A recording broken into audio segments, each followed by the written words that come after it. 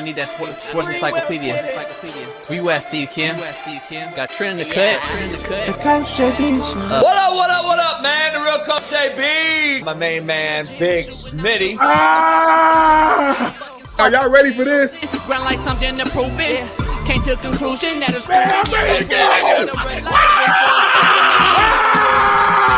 and JB and Smitty from West Coast to your side. Worldwide, we in your city. That sounds fine. Keep it 150. We never change what's happening. Hurdle and get In any metric, coach, you cannot have Russell Wilson in your Nick gave me my first offer. Like, you got to have that store. You got to be marketable. Hockey, football, baseball, then basketball. Oh, I love this fucking show so much, dude. Are you mixing light and dark at 11 a.m.? I'm elated that I can be able to coach, that I can be able to mentor these kids, and give them everything that I've learned over the last 20 years. Smitty and Jason Brown, killed it, yeah, it's a rap. We what the games are missing, we switched it and filled the gap. Smitty and Jason Brown, we killed it, yeah, it's a rap. We what the games we're missing, we switched it and filled the gap. You are now tuned in to the Coach JB Show.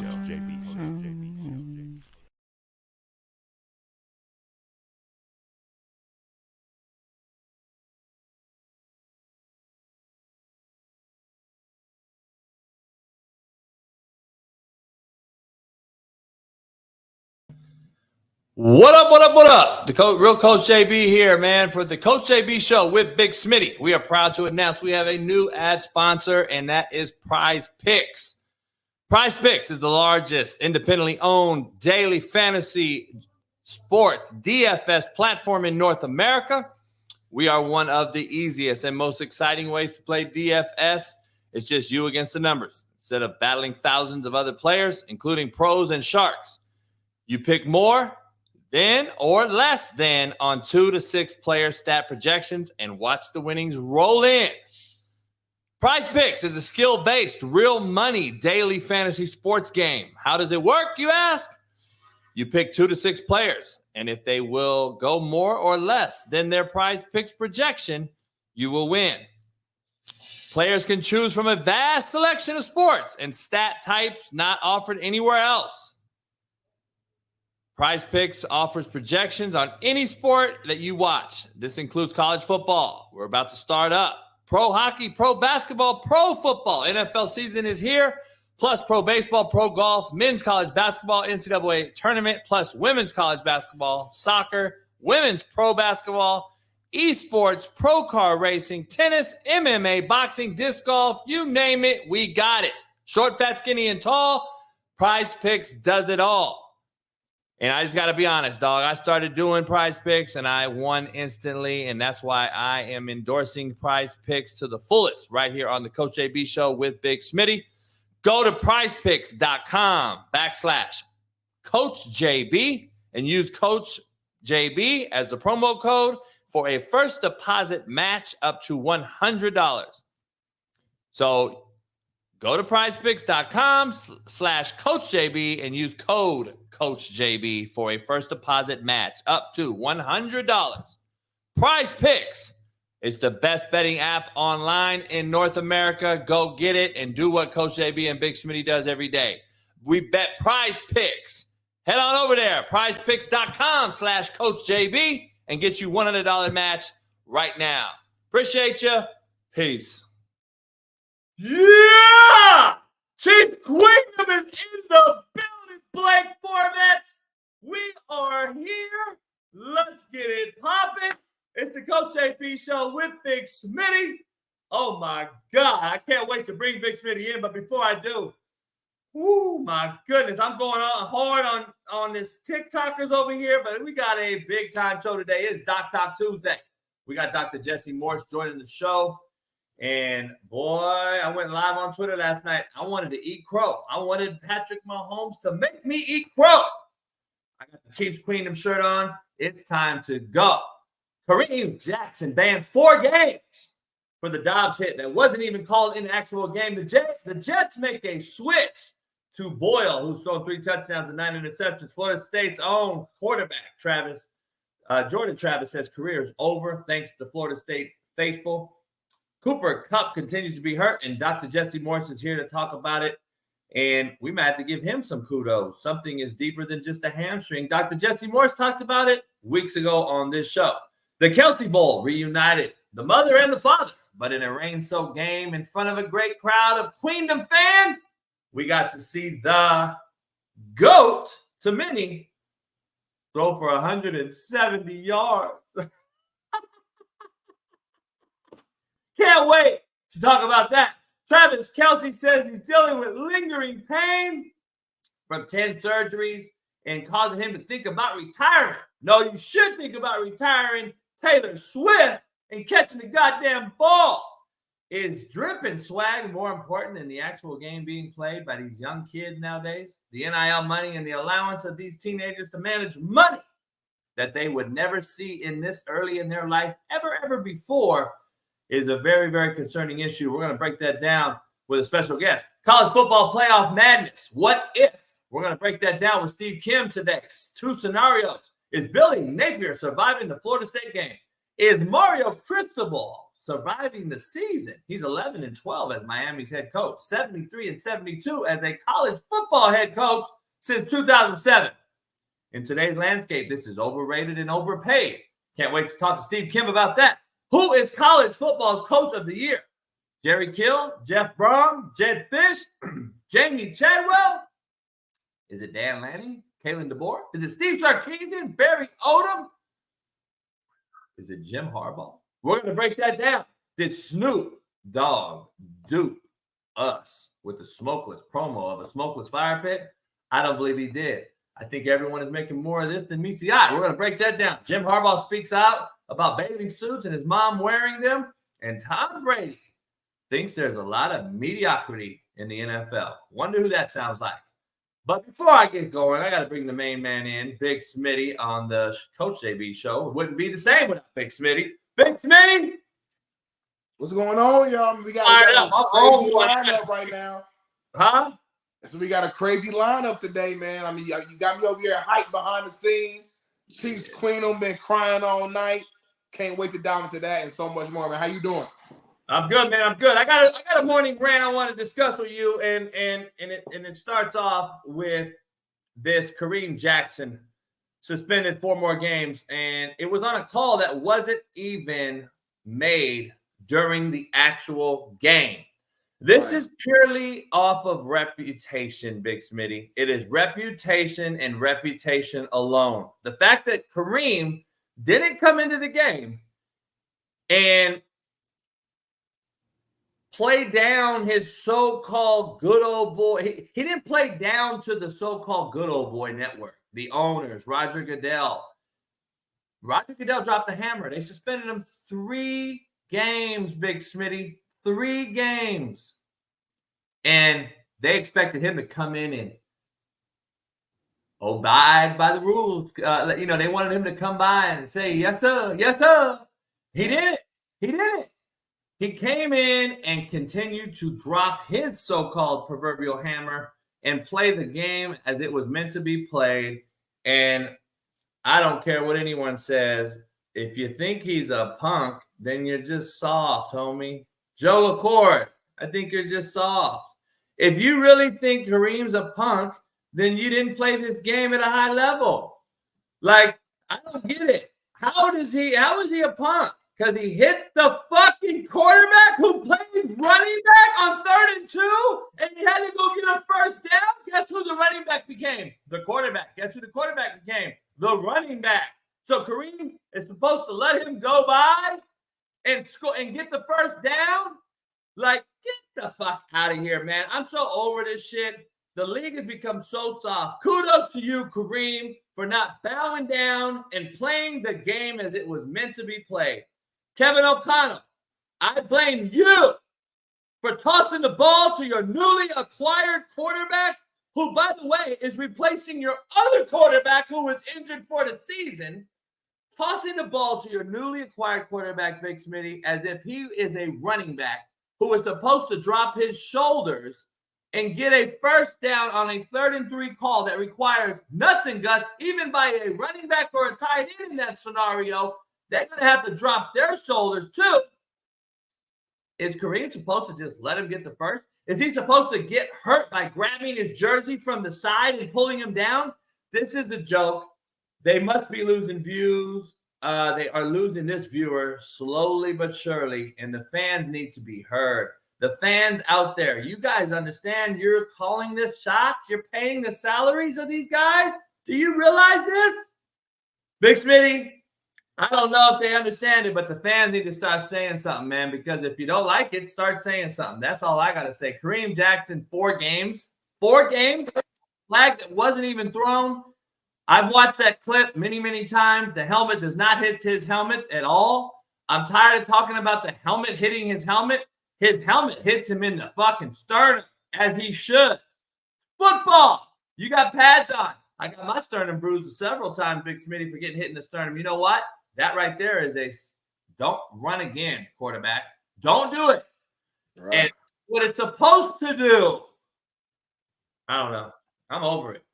I mean, that was a hell of a hit to me. I mean, that was physical. That remind me of the old school football. If I'm on the sideline, I'm a defensive coordinator for the Broncos. I'm excited after I see this hit. Now, being devil's advocate, the only thing that I saw that was quote unquote wrong with this hit is that he did seem to lead with the crown of his helmet. And I think by the book of the law, when right there his head is down, he didn't make contact with Dobbs' helmet, no. But when he made contact, period, it was with the crown of his helmet. And I know that's always a big deal. That they play it again, Bailey. Yeah, go ahead. They always try to make a big deal based upon that. Not just because it's dangerous to the offensive player, but almost more importantly, it's dangerous to Kareem. Because we've seen guys you get hit or make tackles and they fall and they can't move for a couple seconds or a couple minutes because like that nerves in your neck. So that's the only thing I saw wrong. I had no issue with the physicality. I had no issue with the explosion. No issue with how he hits Dobbs like in the sternum. I think all that was good. But I think the helmet leading with that top of the head, today's rules, unfortunately, that's a no-no. But him getting suspended for 4 games, that's something else. That's because this has been something they've been lingering, all year. They've been watching all year. Where's he supposed to hit him? Tell me right now. Show me. Well, I think the same location, but just lead with your shoulder instead of the bottom of your helmet. I see shoulder, dog. I see eyes down. I would actually correct Kareem's eyes. If I'm in a meeting today, I'm correcting his eyes. But if you watch the play, his shoulder drills Dobbs, and I'm based on the locality of his teammate who has the ball trying to strip the ball in his arm and where Kareem's supposed to hit him. Is he supposed to hit him in the knees? No, I don't think the location where he hit him was wrong. I think how? Like the location is perfect. This is great. I just think the fact that his hand, he led with this, not this. I think that's the issue. Come on, man. Like, so if he leads with the shoulder on this side, guess what he does? He blows his teammate up. Like, dog, we want, like Lonnie said yesterday, we want so much perfection from the tackler in a live game that you are making it an impossibility. You're making it an impossibility for the defender. Like, dog, how about you don't run the quarterback? How about we got Joe Court in the chat, who we love Joe Court, but dog, you're sitting there talking about, look it right there, hit him under the face mask. Are you fucking kidding me, homie? Like, miss me with your scientific biomechanics history. I actually have a few degrees in this shit. There's no humanly possible way for that dude to run full speed and stop and pull his head up. And like, what are we talking about?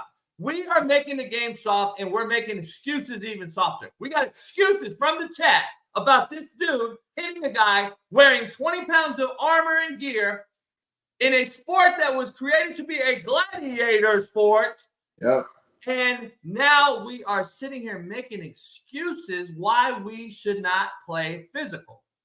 Like, I'm so confused. I can't do it no more, man. It's really disheartening to see this shit on a daily basis.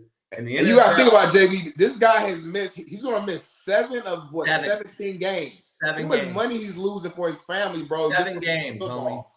7 That's games. Wild. Dog. I can't believe it. Jets make the switch to Boyle, who has thrown 3 touchdowns and 9 interceptions in his career. Big Smitty. This is not the issue. This is not the problem. This is not the quarterback solely. The O-line is atrocious.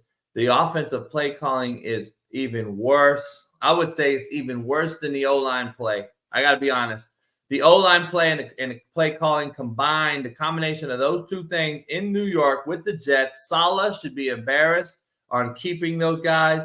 I know breaking news just happened that Matt Canada was fired in Pittsburgh. Tomlin, I know, hated to do that. We'll get into that later. But this is what Saleh needs to do. This is a big boy business, big boy, grown men business. And Saleh, listen, you got to do, you got to do. You're the head coach. I'm not in your position, but I'm just going to be honest. You got to make a decision and make a move. And it really tells Aaron Rodgers, this is my team. I'm the head coach. I get fired or I get fired, and you all get hired. That's what the head coach does and gets. People don't realize that. See, the assistant coaches don't get fired, dog. They don't get fired, homie. The head coach gets fired. Assistant coaches get hired. I learned that from Dick Vermeil years ago. I get fired, y'all get hired, and then yet you still want. No, understand something. Your production on this football field, Nathaniel Hackett, has been atrocious. And if you do have a backup quarterback who's talented as a Zach, because let's be honest, the Mormon Milf Hunter is talented. Yeah. Let's get him on the run, Big Smitty. Let's sprint him out. Let's turn it back. Let's run a little double option with him like everyone else in the league is doing. Guess what won the game last night for the Eagles? Guess what they ran? QB run game by design, who gave them an extra hat. They scored a winning touchdown on a QB run play. Guess what? I haven't seen anything at all. Innovative, Smitty, sexy, swagger. I haven't seen anything that gives that team a boost of confidence with a quarterback who's physically and mentally out of it. He has lost his confidence, Big Smitty. He fucking backpedaled and fell over himself. That is the seriousness of this thing. When you do things like that, you are completely out of it as far as emotional confidence. It's gone. Because when you start to fall over yourself, you know, if he didn't fall over himself and let's say he fell over himself on that video that went viral and he popped back up and clowned and laughed and threw a touchdown, nobody gives a shit. But that's not what he's doing. That's right now shows me that he has zero confidence in himself and the team has zero confidence in him at all. And I think you got to make a move at coordinator, number one, not quarterback. Quarterback's it's not the issue, dog. That team is bad. You can't even get a guy ISO'd one-on-one and get him the ball. Garrett, you can't get your best receiver the ball. And it tells me that is by design. I got to design some shit to get that dude the ball.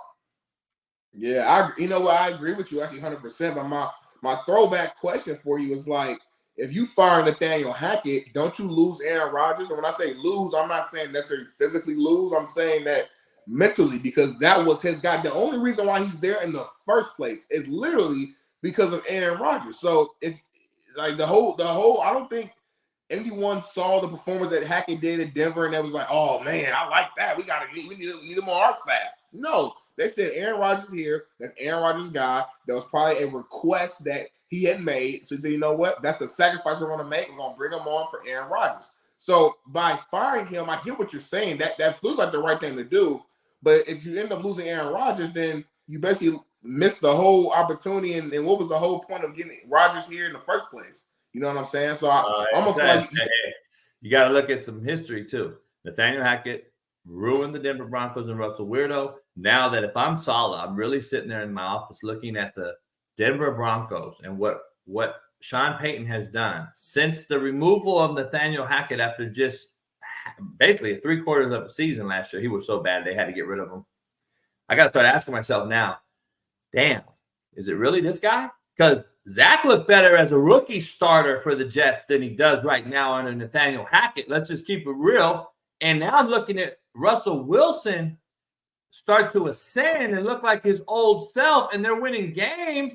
I'm going to start looking in the mirror myself and who's in my room. And I'll be like, oh, shit, maybe I brought the skeleton over to my damn closet. I got to get rid of this motherfucker. Aaron Rodgers under contract, homie. He's negotiated his deal. He's there. And if he leaves, You can't sit here and tell me you think Aaron Rodgers is going to chase Nathaniel Hackett around the NFL like Caleb Williams chased Lincoln Riley. This ain't the same thing. There's no way. He'll look even worse, in my opinion, Aaron Rodgers would if he leaves this team now after all the shit he's talked. Big Smitty, real quick. This show is also a new sponsor, AQMS Moving Company. Make sure you call 1-888-233-3110. Tell them Coach JB sent you. That's my private number. That goes directly. Get your promo code. You can move furniture, cars, houses, whatever you need to do. All you celebrity stars, athletes, if you guys need to move something, use AQMS, Affordable Quality Moving and Storage. Call 1-888-233-3110. Tell them Coach JB sent you. Quote of the day, Big Smitty. Before we keep going, the quote of the day brought to you by betonline.ag. Use the promo code BELIEVE, B-L-E-A-V. Get you 50% off plus welcome bonus. Silence isn't empty, Big Smitty. It's full of answers. Hilarious. That's that. It's funny. We just was talking about that on set the other day. I told Joy, I said, your facial expressions just during the day is louder than your words sometimes. And she laughed and she basically said that same thing. Like there's power in silence. And that's basically what you just said. Like I've learned that as I've gotten older. I don't have to always talk. Sometimes Joy Taylor, she's your friend or colleague? You know what? At this point, I mean, it's not like she's hitting me up to go hang out. Now, we're not to that level. I'm not going to try to overdo it. But at the same time, like, she's looked out for me a lot over the last years, even outside of just being at Fox. Whether it's with my clothing brand, whether it's getting me on her radio show when she did radio, she got me on her podcast. So she's looked out for me when she didn't have to a lot over the last few years. So I would say we have a friendly relationship. But at the same time, I do work for the show. So it's kind of like that friend, colleague type of, it's like a mixture right there. I see what you're doing. Well, I'm not doing nothing. I'm asking if she's a friend or a colleague. It's just the facial expression. You know what's funny about your quote? You just said a lot with your facial expression, with your silence. You just said a lot. I just enjoy saying you're a friend. I know your wife thinks she's your friend. She cool. Your wife cool. You and her went out to have a drink and shit. I'm sure that's where, you know what I'm saying? Because it's a friend. Women and guys could be friends and no issue. Can be friends. Contrary to belief. The dude's crazy. Can't be friends. Contrary to belief, brought to you by betonline.ag. Sometimes we are only given a few minutes to be with the one we love, Big Smitty, but 1,000 hours to spend just thinking about them. Ooh. Yeah, I don't think it hits you. Want me to say it again? One more time. Sometimes we are only given a few minutes to be with the ones we love, and 1,000 hours spending just thinking about them. You know damn well your life has been more spent on thinking about your loved one or your girl or your significant other that you want to have in life forever. You spend more time thinking about who that is rather than be with them. Then once you're with them, it seems like time goes by like this and life's over. Contrary to belief, real shit. Contrary to belief, being happy is a very personal thing, Big Smitty, and it really has nothing to do with anyone else. Come on now, it's all about you. You control your own happiness, man. You can't be happy depending upon somebody else. If that's the case, your emotions gonna be like this every single day. Hey, poll question, Big Smitty. I gotta ask you before we get to it. I want to get the chat involved. Has your opinion on Patrick Mahomes changed over the past year? That's the poll question. Drop it in the chat. Everybody out there, Ron, appreciate you. All you guys, pound the like. We got 1,000 likes from yesterday, man. Much love to you. Clap it up. We had about 15,000 views. Plus, I think as a show, we had 30,000 views on 2 videos from yesterday's show alone.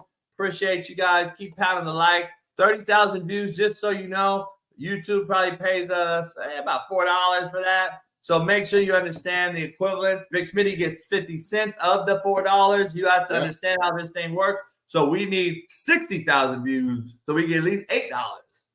And then imagine if all 1,400 people yesterday who tuned in threw $2 in. Just $2, all of them. That's 2,800. I get at least $200 of that. You get the rest. Come on now, that's a good deal. It's a good deal. We got Thanksgiving, Christmas. I mean, you know. Donate to the Big Smitty Turkey Fund. First Thanksgiving at the new place. I can't afford a turkey. Donate to the Big Smitty Turkey Fund. Let's make it happen, y'all. I need y'all. And we got to do it today because y'all know the grocery store is going to be packed and they're going to start running out of turkeys and everything. So if we don't get the money today, it ain't going to happen, y'all. I appreciate y'all. Love y'all. Thank you. All right. Moving on to third down. Florida State quarterback Jordan Travis says that his career is over at Florida State, and he wants to thank everybody on social media. Thank the fans, the university, and all those things. I want to dive into this, Big Smitty, with you. This is a very interesting topic to me. I want to play devil's advocate and give you a scenario on the voters who vote for them and the voting against them scenario. All right. Okay. So this is why these voters should not have this power, in my opinion. They shouldn't have the power to vote a team in the playoff because they have not a clue. Half the guys on the board and the people, the women and the men on this board have no clue who should be in the playoff. Now, I've heard both sides of this thing. It's going to be controversial on some end of it. It's going to be a good conversation on the other. Florida State, in my opinion, absolutely should not belong in the college football playoff if Jordan Travis is injured. I would argue that they don't belong even if he's not injured. Based on their schedule, if we're gonna have the final one team come down to Washington and Florida State, the Pac-12 is clearly the best league. Washington's clearly had a harder schedule. Washington's beat a better teams ranking-wise. And Florida State, in my opinion, for those reasons, even with Jordan Travis in a horrible ACC, as bad as it's been in years, should not get in. Now, that doesn't give the right of a voting committee member who knows nothing to keep Florida State out of the playoff for those same reasons that I just mentioned. Does that make sense? Like, I don't think they should be, they have the right to keep them out because they don't know what the hell they're talking about anyway. So for them just to say, Florida State's out because Jordan Travis is not playing is also negligent, in my opinion. So I don't believe this is my personal humble opinion. I don't believe Florida State should be in, not only because of the Jordan Travis injury. They have no shot without him, but I don't think they had a shot with him. And that's just my honest opinion. I've watched them play several times. I don't believe they're a top 4 football team in America. I don't even know if they're a top 6 to 7 football team in America. I would take Oregon over them. I would take Washington over them. I would even take Oregon State over them. I'm going to be honest with you. That's just in the Pac-12. I think Louisville beats them anyway. So I think it's going to be over anyway. I think Louisville goes out and beats them. And it's no knock on Florida State, dog. Listen, I know Norvell really well. He's a great dude, good offensive coach.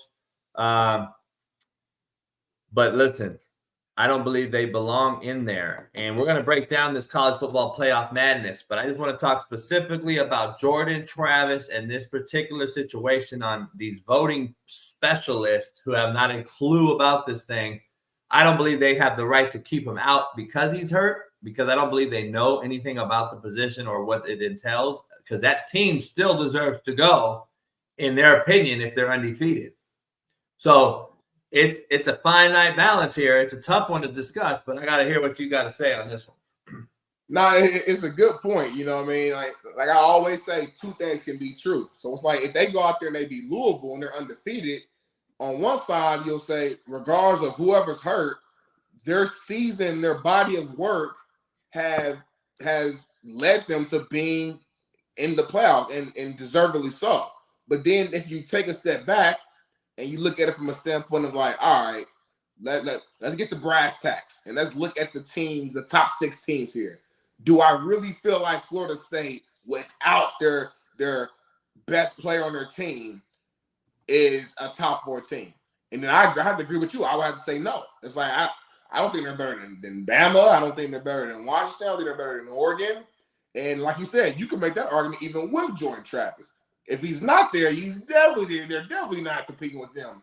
So it's like, what side do you lean on? Do you lean on the side of body of work and what their record says? Or do you lean on the side of kind of just the eye test or, common sense, I guess I would use for lack of better terminology, in the sense of that, like, we can look at a team and we know, like, all right, this team has no chance against this team. Last year in the national championship, TCU and Georgia, TCU had a great story, great season, but we knew what was about to happen in that national championship game. You're just not on the same level. So it's kind of that same side here where it's like, without your best player, it just does, like, you're no longer who you were. You know what I'm saying? Like, you're no longer that guy. That's any team in the world. You lose your best player, you lose your quarterback, you're no longer that guy. Utah, hell of a team, gritty, still stayed afloat for the most part all year long, but they were still not the same team after they lost their first couple quarterbacks. So, like, any team that loses their guy, that's going to happen. So it's not a knock. It's just kind of unfortunate. So to answer the question, I don't think they should be a top 4 team.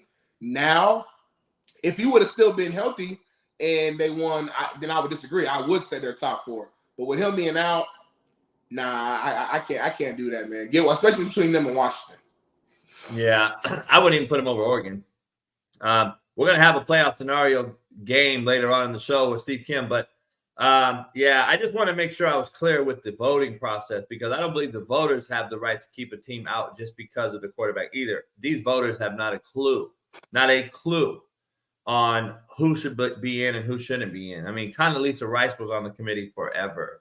Like, let's be honest here, okay? You can't sit here and tell me that she's taking the time to literally study and know the finite details of this game when she's also dealing with political crazy chaos. There's no way. I'd rather you focus on this goddamn country, lady, and not the college football playoff. We're going to be honest. So you can't sit here and tell me that it's not just a straight up political ploy, because if she's really focused and knows college football like that, then I'm worried of what's going on with the country. But guess what? We found out what's going on with the country. So anyway, Cooper Kupp, moving on. Cooper Kupp continues to be hurt, Big Smitty. Jesse Morris, Dr. Morris has been on here and discussed this for quite a while. Something is deeper than just the hamstring. Can't wait for Doc to come in here. Doc brought it up a while back and said it. He brought it up and said it. He thinks that there's some things that they could have done to keep him upright to play for a little while, but he thinks it's something he said on the show. Something's going to end up happening. Cooper Kupp, man, they got a good win. Seattle missed a field goal. I almost won every game last weekend on Last Chance Q's pick'ems with Jeff and Sean Salisbury. Man, I was on fire, and then Seattle misses a fucking field goal. Where you have a Cooper Kupp and all these other injuries, I can't wait to have Doc Jesse Morris on, but I don't know, dog. I don't know. This is it's huge. As great as Cooper Kupp is, man, his injuries might be greater. You know what I'm saying? And he just continues to, every single year I feel like it's something, even if it's something minute. It's just always something with Cooper Kupp. And like you said, Dr. Jesse Morris brought it up earlier this year. Beginning of the year, we were all sitting around like, what's really going on? Like, he tweaked his hamstring during camp. He should not be out this long. And he kept saying, hey, there's something else going on that they're not telling us. We were hearing rumors. But then Cooper Kupp shows back up. I think his first game back, he had like 100-something receiving yards, 9+ catches, something along those lines. I'm like, all right, maybe we were tripping. But now you see this injury right here on the field that we just showed. He's back hurt again. So, listen, I'm not no doctor. I'm not going to act like I am one, but I do got common sense. And there is something going on with Cooper Kupp that either A, they're not telling us, or B, he doesn't even know about it. And he thinks he's healthier, and the trainer thought he was healthy enough, and now they're looking at like, okay, there's something else going on that we're missing. So, only time will tell, but I'm sure at some point the truth will come out and we'll know what really went down. And, man, I just hope he's okay, though, because, I hope it's nothing too serious, because the guy is such a great talent. Obviously, he's one of the best receivers in the league when healthy. And it's just crazy, man.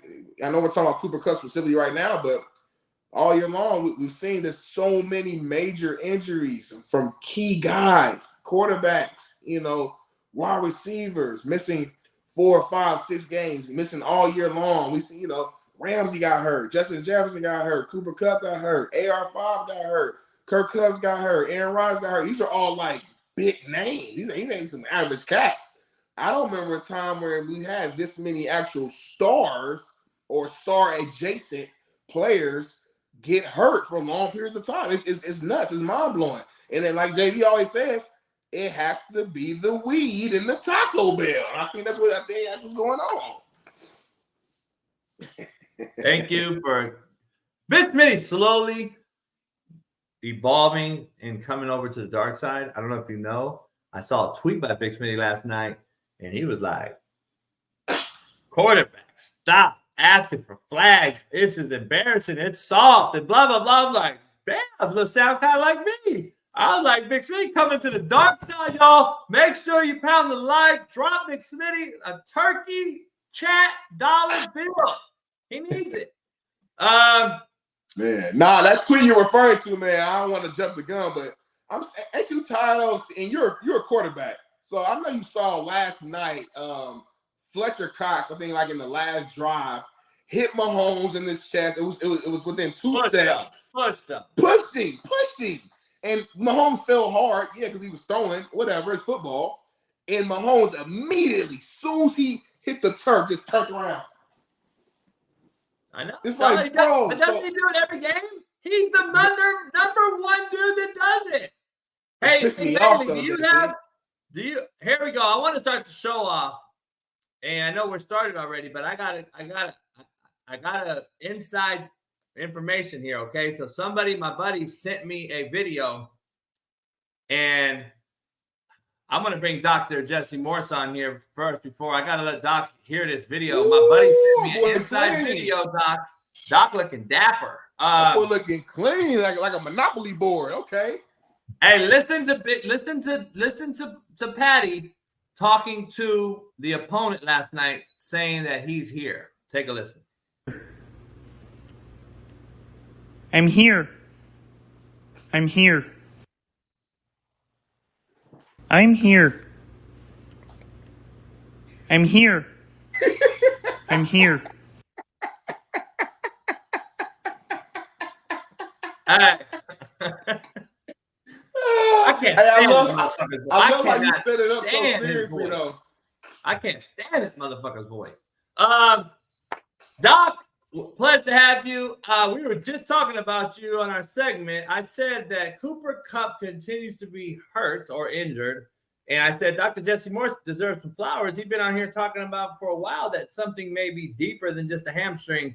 Where are you at with Cooper right now? Just speaking to him, I know we've had a ton of injuries over the weekend. Aaron Jones, there's been it just continues to get worse every week. Cooper Kupp, though, is he a guy that's on the other side of his peak? Yeah, unfortunately, I think so. I mean, I tweeted out his injury history some of his injury history.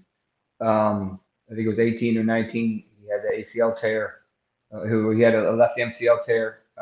Came back like 3 weeks. So that's a predisposition to an ACL. He came back too quickly. Ended up tearing the ACL about a week or two after he came back. Came back, had a incredible season the next year, which doesn't happen a whole lot post ACL, but he was an anomaly. Kind of like the Adrian Peterson season. And then he had a ridiculous season, targeted out the wazoo. And then things just started kind of breaking down. Last year, he had that left high ankle. If the team was in a better position, maybe he could have came back. Then we had that weird hamstring this year, and then he retweaked it. And he came back and smashed 2 games, and he's kind of been blah. And then he just had this minor right ankle. He got stepped on. Maybe he kind of jammed it a little bit. You could see he was pretty uncomfortable on the sidelines trying to get it evaluated. We weren't sure if it was, if it was a hamstring or anything at the same time. It didn't look anything crazy. It looked pretty straightforward.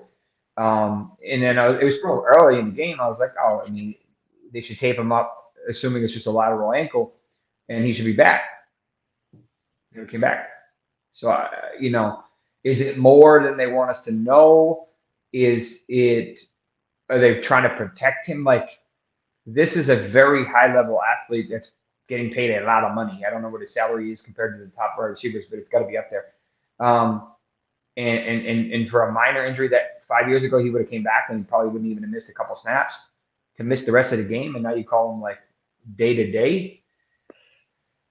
So I mean, Puka looked good. He's been banged up himself. I think he's got a shoulder as well. But I don't know. I just feel like we've kind of seen the peak and now the decline. It's hard for wide receivers in their early 30s to continue to smash.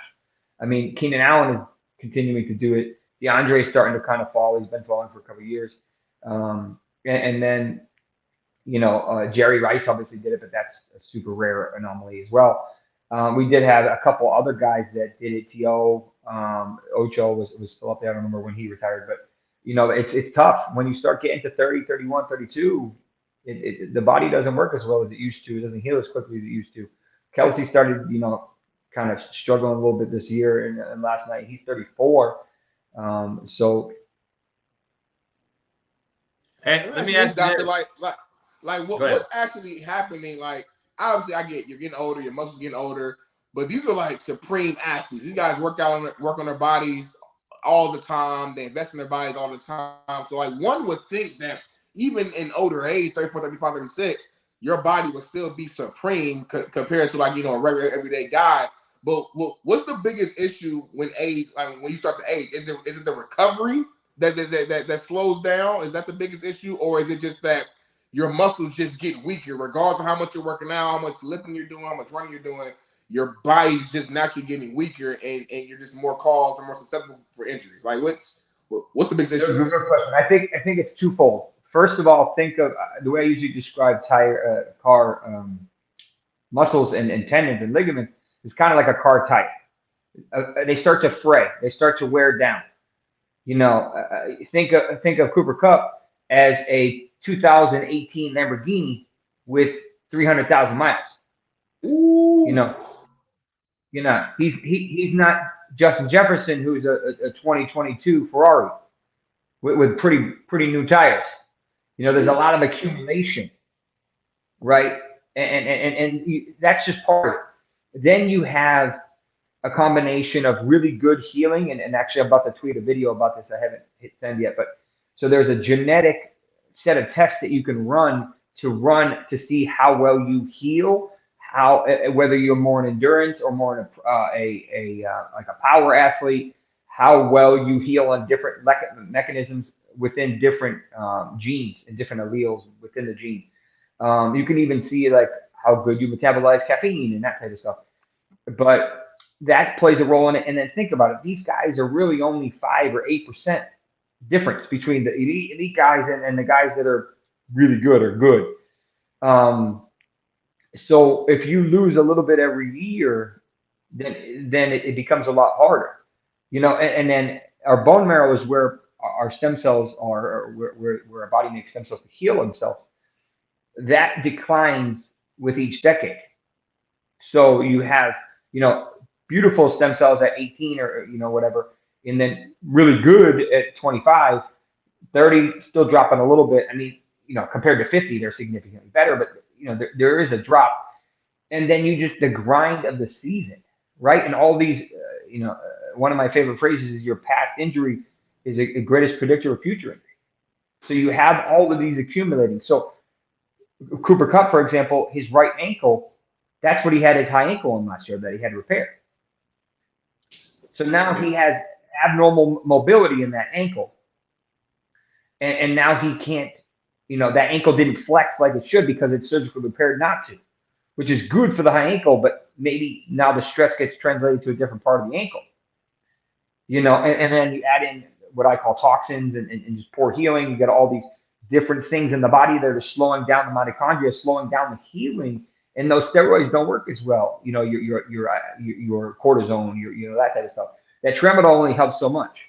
It's the accumulation of the injuries and the short time periods. You got 6 days to heal if you're lucky. Sometimes 4 or 5, depending on the week, like this week. And you can do it at 22, 23, 24. And it's a lot harder at 27, 20, 29.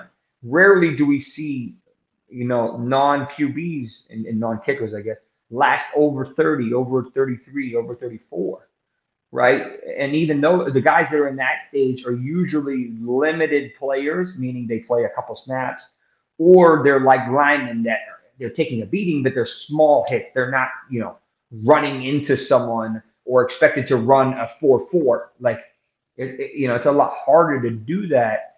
You got guys running marathons on the field and get 2 or 3 targets, and that adds up over time. It's just, it's exhausting. So, one of the things that I'm working on this offseason is trying to evaluate players and improve the quality of the human and evaluate their tissue to see if you can get ahead of it, to see if you can get ahead of these Liz Frank fractures that Joey Bosa just had, or these Achilles tears that Rodgers and Cousins had, or Dobbins or whoever. You can correct these ACL tears that Hufanga just had, or Nathaniel Jones or whoever, because the writing is on the wall. You just need to appreciate it. You just need to see it. If you grab someone's knee that has a strong ACL, it's not going to move. But if it's a little loose, they may be used to it because that's just how they are. That doesn't mean that thread isn't about to tear, isn't about to break. And traditional medicine is going to be like, well, what am I going to do? I can't surgically repair it. It's not torn. I can't put steroids in there. It's not going to do anything. So PRP is probably not going to be strong enough for that. So that's when you have to be overly aggressive. You have to use a stem cell line and actually put it into the tendon or the ligament, depending on what you're talking about. So you're trying to be proactive and reactive. But unfortunately, big medicine doesn't want to cover this. They don't want to prevent this. They want to be reactive, not proactive. And insurance doesn't want to pay for any of this. Yeah, that's how we are nowadays. We're reactive on everything. You see the tweets, they're reactive. There's no proactive tweets anymore. This Travis Kelce, we played the Kelce Bowl last night. Travis has come out basically and saying that lingering issues, 10 surgeries plus. I saw your tweet about it as well. Is this a real thing? Can he get into the broadcasting booth or with Taylor Swift or whatever he does sooner than later? Oh, I mean, you see him on every commercial. Just pick a brand. He's probably on it. He's good in front of the camera. I mean, yeah. I mean, the 10 surgeries. I need to do more research because I don't think I have all those listed. But a lot of the times I don't even know about half of them. And they just start to add up. These guys start to get tired. Every single injury hurts. And remember, it's a week 11, week 12. They've been grinding since July, right? I mean, and this is what year for him? Year number 11, 12, something like that. Not including college. And remember, most people stop in early January. They've been playing 3-4 more games in most years. Yes, they're like LeBron in the playoffs for all those years. Yeah, you got those extra miles. Go to college, transition to college real quick. A guy that was up for the Heisman might have ruined Florida State's chances at a playoff. How bad was it? How significant is it? Not only is his Florida State career over, is this guy's career over, or is it a possibility? Ooh, look back. So this is one of 2 injuries likely. I mean, it could be a couple of weird things that could happen, but this is either an ankle dislocation or an ankle fracture dislocation. I will give you 2 examples. The one that is probably easiest to remember is Dak Prescott. Ooh. And the second one is Trey Lance.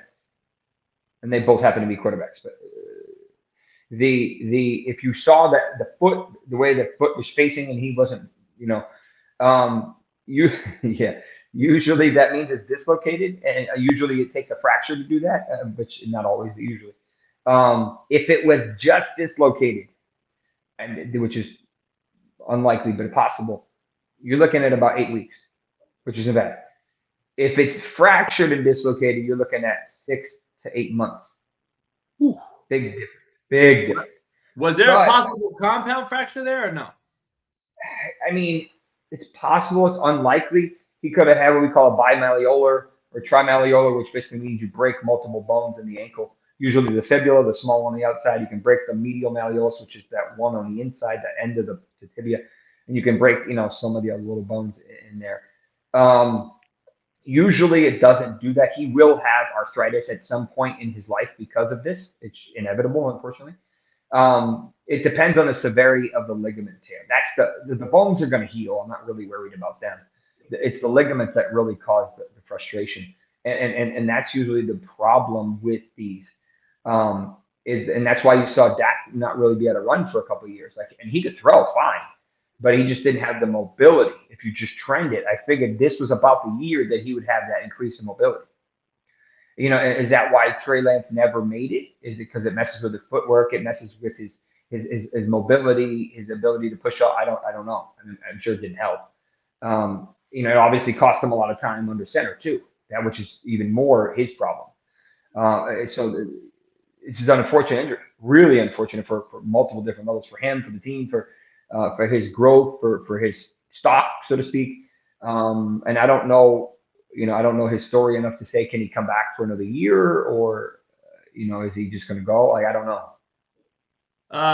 Aaron Jones, another injury on the running back front for Green Bay. How serious is that? I've heard LaFleur come out and say it's not as serious as maybe we thought, but then that could be fluff too. What do you think? So Aaron Jones has had more MCL injuries than I can even think of. He's had at least 6 MCL injuries. They're almost all to the right side, I want to say. But the MCL is the ligament that runs north to south on the inside of the knee. Usually getting tackled, you get tackled on the outside and the inside buckles, which is usually why it happens. The MCL does attach to the meniscus deep and is a protector of the ACL. So sometimes if the MCL goes out, the ACL will come along for the ride. And if the meniscus is involved with it, that can be what we call the unhappy triad.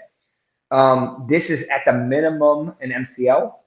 I don't know if his ACL, he had enough, of the angle. It was possible. I couldn't get zoomed in enough to see if the bone shifted, which is usually what happens. But if they said, hey, it's not as bad as we thought, that may be a good sign. Jones has done this obviously so many times. He knew it was serious enough to be distraught over it. Is he out this week? Of course. But is he out a long time? I don't know. I would say probably minimum 2 weeks up to a month is probably realistic. Remember, he's coming off that hamstring as well, or re-injury to the original hamstring. AJ Dillon has groin, so they're both banged up. They just signed James Robinson and somebody else, so that tells you kind of a little bit. And they got a short week. Remember, they play on Thanksgiving. Yeah. Update on Joe Burrow. Yeah, this is unfortunate. So we had that mystery regarding that sleeve or whatever they want to call it.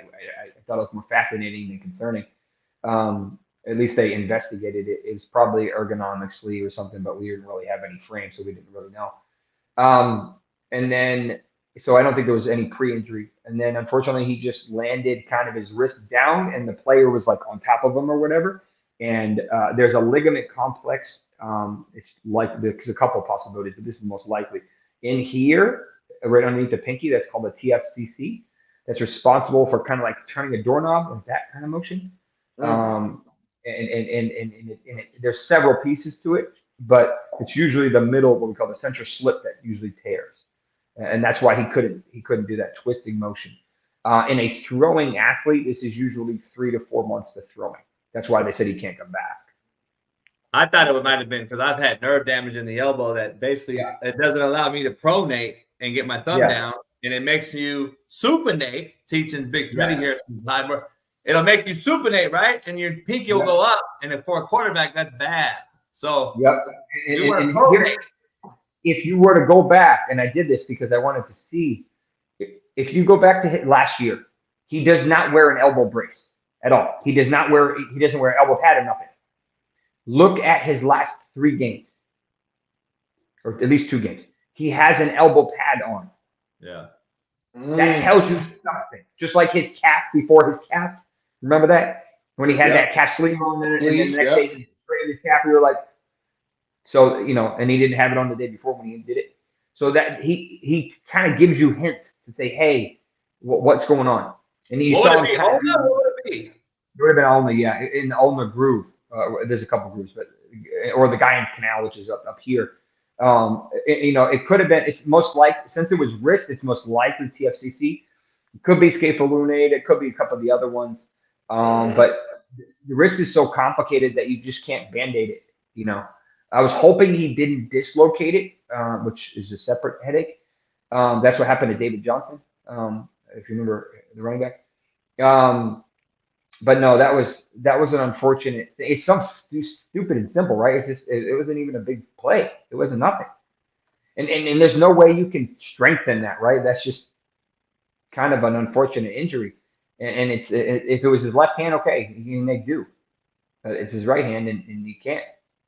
For all the fantasy guys out here, which is 99% of America now that think they know football, do any major injuries that you can see that are going to affect fantasy next week, or any guys coming back off the schneid, or two guys? Well, three. Mark Andrews had that high ankle fibula fracture, which is basically what Tony Pollard had. We don't know the specifics, but that's likely what he had. Likely what each of them had. He does need surgery because it's unstable. There's a possibility he comes back, but it won't be until like mid to late January. And he's a diabetic, so he probably doesn't heal as well as a non-diabetic. He's type 1. So the odds of we see him, everything has to go perfect, and even then he's going to be really limited for Mark Andrews, but he'll be fine next year. Two running backs, one going off the field, the other one's coming back. Kenneth Walker suffered a potentially significant oblique strain, which is what, if you remember, about a month ago, that's what CMC had, McCaffrey. This one seems like it's a little bit more serious. He did have that groin injury, couple actually, in the past, including one in the preseason, so that may have played a role. But obliques are the muscles that are responsible for twisting, kind of like right here. And the problem is those they attach to the ribs and the rib cartilage, so they're quite painful injuries. You can inject these. You have to be careful because you can puncture a lung, but you can inject these. If not, you just got to wait. Baseball players usually get these on the non-dominant side because it's the weaker of the two sides. Usually pitchers and then hitters when they're coming back from their swing. And usually it's funny because the data shows type 1s or grade 1s and grade 2s, which are usually completely different, both heal at about the same rate at about 3 weeks, 3-ish weeks. It may be a little bit sooner. It may be a little bit later. Baseball's a little bit different, so maybe they can kind of baby him a little bit more in this game. Kyron Williams, on the other hand, is coming back from a high ankle, and he already said they're going to activate him for this week. A little bit different than a traditional high ankle, as we've seen a lot of players struggle. Khalil Herbert struggled this week with a high ankle coming off. And then we saw Jerome Ford really never even left with his ankle, which is impressive. And then we saw Austin Eckler. If you look at the data, it hasn't been pretty. He's slower. He's less efficient, which is classic for a high ankle. Kyron, on the other hand, re-injured his surgically repaired high ankle. So there's a chance he may be able to bounce back a little bit faster and could handle the volume. If you put Freeman and Henderson together, I guess they're kind of a decent back, but they're two players instead of one. Kyron was elite, top 5 when he was finishing, when he went down. And he was getting crazy volume. So maybe that helps with the lack of Kupp or whatever Kupp's not available if he is. But I expect him to be really available. I don't know how much volume they'll give him, but he can probably handle it. It'll be good. And then there's a fair share of other. CeeDee Lamb has an ankle, I think, and then we don't know what the fallout in Cincinnati is going to be because of that, and then even Cleveland for that matter, because of all these injuries to these QBs. Crazy year for QBs. Before you get out of here, Doc, I know you stay busy. The Aaron Rodgers saga continues. The Jets are making a move at QB. I think they need to make a move with Hackett, but that's a whole other ballgame. Is Aaron Rodgers really doing – because apparently he did a video saying, I'm coming back as early as the first week of December to practice. Is that just crazy talk or what? I mean – would it be a medical miracle? Yeah. I mean, even coming back at 5 months is insane. I'll tell you that right now. Like, he's got a lot of things going in favor of him. The only thing he can't control is how bad the Jets are. Exactly. Look at the ratios in college for Tim Boyle. I'll leave you with that. I mean, he threw 3 touchdowns and 9 picks. They ain't getting too much better putting him as the start over Zach. I mean, and there's 2 more layers to this. First of all, can you put Aaron Rodgers behind that offensive line? No. He's gonna last 5 plays. Yeah. No.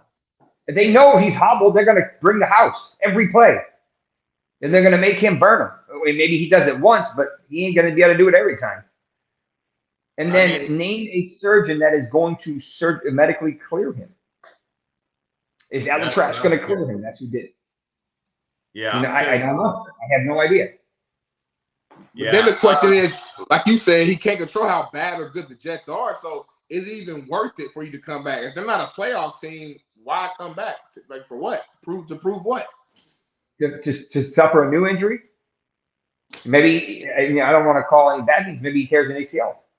Maybe he tears the other Achilles. So you got to kind of think of this, and again, be proactive as much as you want to be reactive. That's part of the problem. Is I know he wants to come back and move mountains, but first of all, this team is not a playoff team. The defense is good, but they have too many other issues. And then at the rate of the AFC, maybe they can make it with how poor all the teams are playing, but. Even then, it's like they have a tough road, real tough road. So if they lose 2-3 more games, it's a wrap. It don't matter if he comes back. Even if he won every game when he came back, they would still be out. Right. It'd be a cool story. Yeah. You would advise him to sit out though if you were his doctor. I get it. I mean, I get you want to come back, but if your team was in the playoffs and you came back for like 2-3 weeks for the rest of the season, and then you made it to the playoffs, okay, maybe that's a different story. But I mean, you're playing, and the offensive line was good. You're dealing with Philly or KC or one of the elite O lines.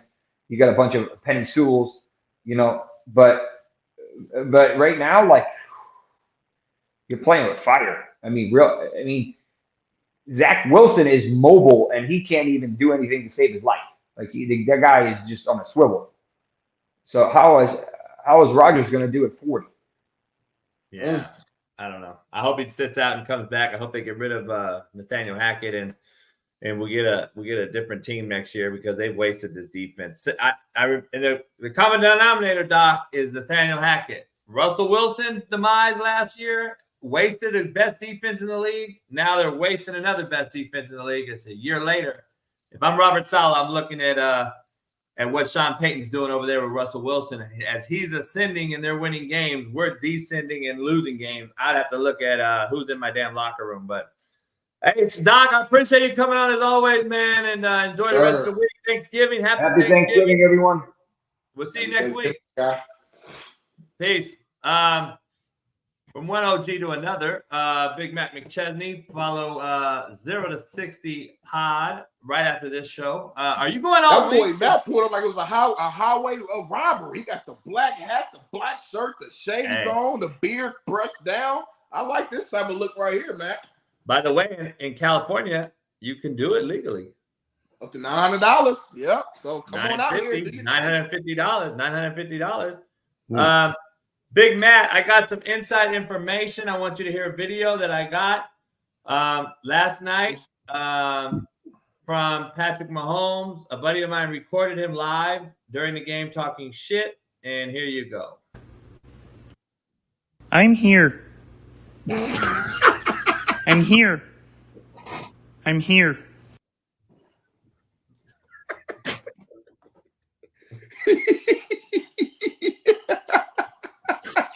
I thought you were like actually going to talk some shit, like it was for real. But let's go, Chiefs Queendom! I own you, motherfucker! All you Swifties in Kansas City, how's it going today? Hey, it's funny though. Kelce now wants to retire. Oh, the Chiefs Queendom. God, the Chiefs Queendom, man. I mean, every fucking time they lose, it's an excuse. But when they win, by an excuse, it's crazy that they deserved it. They deserved the PI in the Eagles game. They deserved the fucking punt return. They deserve the turf guy who's a chief guy to go out there and lay the sod that everybody slipped on. They deserve the PI. They deserve, like, dog. But when the receivers drop the ball, it's the worst receiving core ever, and blah, blah, blah, blah, blah. Hey, dog, I can point out a million drop balls this year from every quarterback in the NFL. I haven't heard anyone feel sorry for them motherfuckers. I feel sorry for Patrick Mahomes, though. Man, rock the baby, motherfucker. Hey, Kelce, why don't you retire? Because apparently you want to retire all of a sudden because you're injury prone. No. How about you catch the fucking ball? Yeah, man, so look, goddamn Chief Queendoms.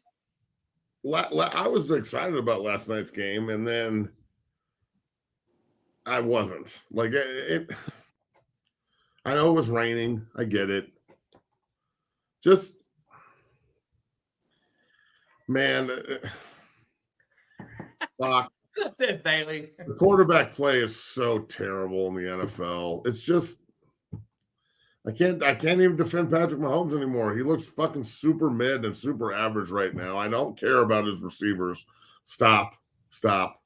Are we turning to the dark side? I like Jalen Hurts, but I mean, he was shot putting the ball half the time last night, and Matt, they combined for 220 yards. Yeah, I know, bro. It was terrible. And then on top of that, like, I can't help but know that all the rules are catered to the offense to be successful, and you can't touch anyone anymore. And like, it's football rule time, and they still can't score, and they still are awful in the red zone. And like, I'm getting to the point here where, and I'm already there, where the NFL is simply just something to put on TV and fall asleep to. It's like a baseball game now.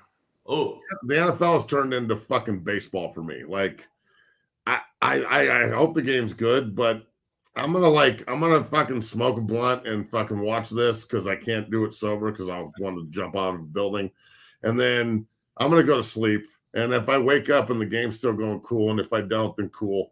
And I'll just watch the fucking highlights. Like, I'm just saying, to your point, though, we want to talk about the drop balls. All right. Christian Watts, or whatever his name is, Justin Watson, whatever his fucking Watson's name is. He's horrible, by the way. Mr. Randy Watson. Yeah, he dropped the ball at the end. He dropped the ball at the end of the game. Let's just be honest. It's a wet ball, and Mahomes has a big-time arm. He threw the bitch. He threw that bitch. That guy's not catching that ball. I don't know if Devontae Adams catches that ball. Come on. He the hands twice, and he dropped I get it. Number two, let's just be clear here. I want to be honest. Let's talk about brass tacks. When we're talking about greatness and the GOAT, I went live on Twitter. There was like hundreds of people in there, and I was like, oh shit, I'm about to eat crow. I go live on Twitter, and I can't believe how many people were in there watching Mahomes choke. So anyway, here's my point. He threw the ball 43 times, Matt. Let's not act like there was 40 drops. He threw the ball 43 times for 170 yards. Yes. Was a 50-yard ball drop? Sure it was. That gives him 220 on 43 attempts. Or, come on, let's be honest. This was not an escapade of greatness. He's not that great. He's not the GOAT, and everyone thinks he is. I didn't see one ball besides the corner route to Watson that was actually thrown on time, a great NFL quarterback ball. Other than that, he's throwing dirt balls. He's throwing fucking everything. Now it's wet, okay? But I've seen great quarterbacks perform in wet conditions, dog. It's not like the first time that this guy's been asked to do something great. It's just excuse after excuse for this one guy. I don't see those excuses being made for Burrow when he's bad. Oh, Burrow, he's shitty. Really? I just don't get it. It's only one guy's narrative. And this league, it seems like they're catering to a guy that in Travis Kelce, who's on every single commercial you turn on. Like, he's on everything. Yeah, I was pretty bullish on thinking that, like, a lot of these quarterbacks were just products of their time. You know, like, if you took them and put them in situations in the 90s, early 2000s, they would be equally as good or better. Wow. And I gotta back that up, man. I'm like completely going to the other side of this. I miss Tom Brady so much. Like, he's just I really love the pocket passer that can dictate at the line of scrimmage and understands what he's looking at and knows that he's responsible for his own pass protection, and like a true motivator that will really get on this guy's ass. Like, instead of yelling at the other team, Mahomes should have been focusing that energy to his own guys last night who were fucking him at every turn and turning the ball over in the red zone. And he threw a pick, but multiple fumbles and Scanling's drop and Watson's drops. And he should be focusing that leadership and energy towards them, not necessarily dogging the other team. Philly wants to get under your fucking skin, and they did. I feel like in a league that is super soft and based around throwing the football, and the rules are catered towards your ability to do so, if you can run the football and be super physical and control time of possession, you're probably going to win a Super Bowl.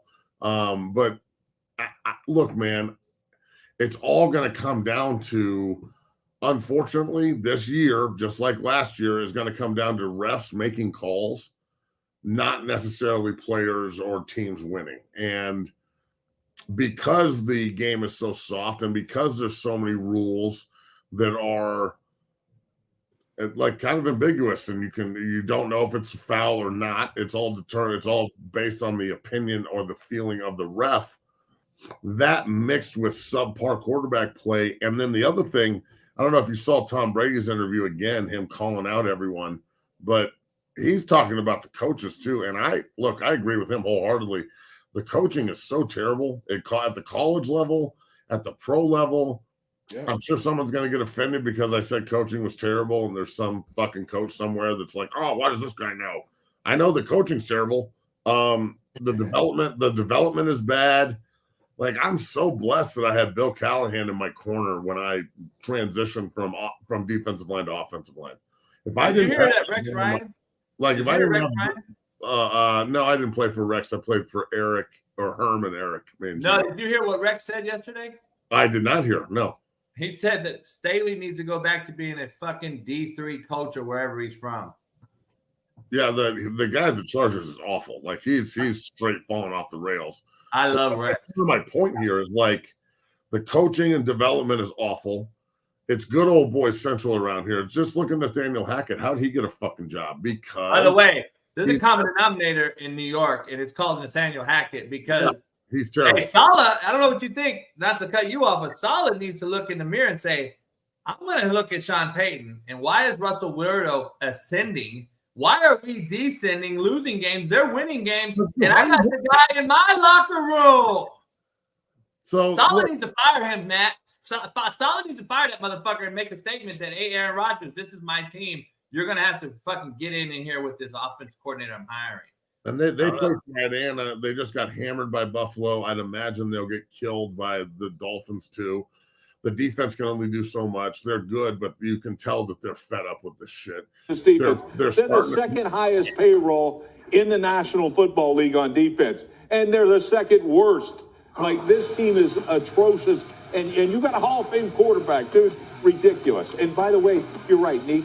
I mean, Jordan Love, there's still a lot of questions about this kid. Is he an NFL, quarterback and all that? He looked like Aaron Rodgers, Brett Favre, Bart Starr, and all the other Packers, man. Forget it. This dude, and I'm sorry, your job's to sit up there and answer questions. That man has a right, or woman has a right to ask you any question she wants. You get paid to answer those things.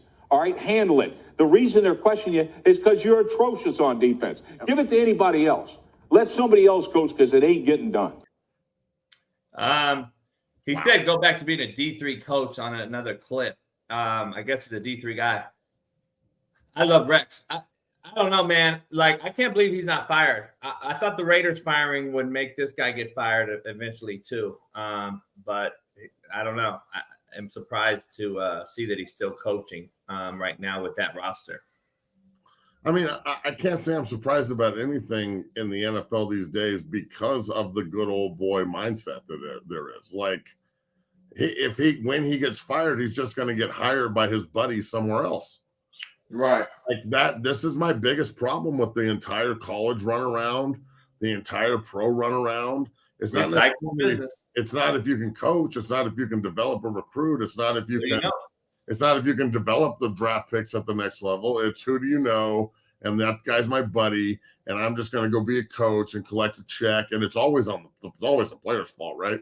So I just the inability for grown fucking men in this profession to handle criticism and then be coached themselves is unbelievable to me. And it's almost a turnoff to the business. Like people are clamoring for me to like go take the CU job. Like, first of all, I don't work for Colorado. I love that place, but I don't work there. And people always say that, Matt. I got to defend you on this. Like people don't, I get this every day. Oh, you're so good of a coach, but you're not coaching. What? We can't hire ourselves, homie. Like, fuck me. I can't hire myself, and neither can Matt at Colorado. You got to have to be hired by the institution who are scared as shit. They are scared as a hole in church to fucking bring a guy like myself or Matt into the building. Just FYI fucking I. Like I've turned down multiple jobs too because I'm not walking away from what I've built. Like if you want me to leave multiple businesses that I run that are very lucrative, you have to fucking break me off. I'm not coming to make copies and shit. Like, well, you don't have any coaching experience. Listening to somebody who's 10 years younger than me say that to me, and I'm like, well, just because you make copies for 3 years doesn't mean you have experience. It means that you know how to cup the balls while you're getting jabbed in the back of the throat. Hey, Ed Reed didn't have coaching experience. Dion didn't have fucking coaching. Exactly. Dion was at a charter school as a fucking OC for his son. Not like he's had huge experience. I can name a million motherfuckers that are out here coaching with no experience. So that's and I could argue that Matt does have coaching experience. It's different, sure, but every single fucking day, what you're building, what you have built, is literally coaching. That's the other thing is my connections are nationwide because I have to deal with everybody, not just one school. So like, would I love to help my alma mater? Yeah, of course. But I also love helping Oklahoma, and I love sending guys to Michigan, and I love helping Florida State, and I want to help UCLA, and I want to help everybody. If they want, I want to help BYU and Coach Funk find guys. I want to help, Washington find more monsters for their offensive line. Like, this is bigger than just the University of Colorado, and honestly, like, I think that the fact that if you have the resource and you don't use it, that tells me more than anything. And your silence and inability to maximize the resource is more of a red flag than just saying yes or no. Like, by the way, a guy named Jeff Saturday didn't have no fucking experience. Yeah, man. I mean, you can't bitch about like a lack of players, a lack of development, being dead last in all these different categories, and then not try and fix it. And I know that Coach Prime, I'm not necessarily talking about him, but I've talked about this at length, and this goes from the NFL to college football. Everybody needs to be invested the same way. Like everybody's row needs to be in the water here so we can all pull together. And I feel like, especially in Boulder, I'd say half the roster and everybody on the coaching staff that knows they're not coming back is all on 1, 2, 3 Cancun. And like when you're losing Talon Chandler, and we talked about this yesterday, but I'll reiterate, when you lose a commit that's been fucking beating the drum for CU since the day he committed, and like he's saying to me, like, I don't know if I can develop as a professional there. Well, that's bad. That's a red flag, big time. And you can either get aggravated at me because I didn't keep him on the roster. Like he's in my program. It as a coach, I need to be honest with my clients. So when Talon says to me, "What do you think?" and I go, "Well, what's your dream school?" Missouri, and they're ranked and they're really doing well, and it seems like they're on the right path ascending wise, and then the SEC. You know how fucking selfish and stupid it would be of me to say you shouldn't go there because I want you to play at my alma mater.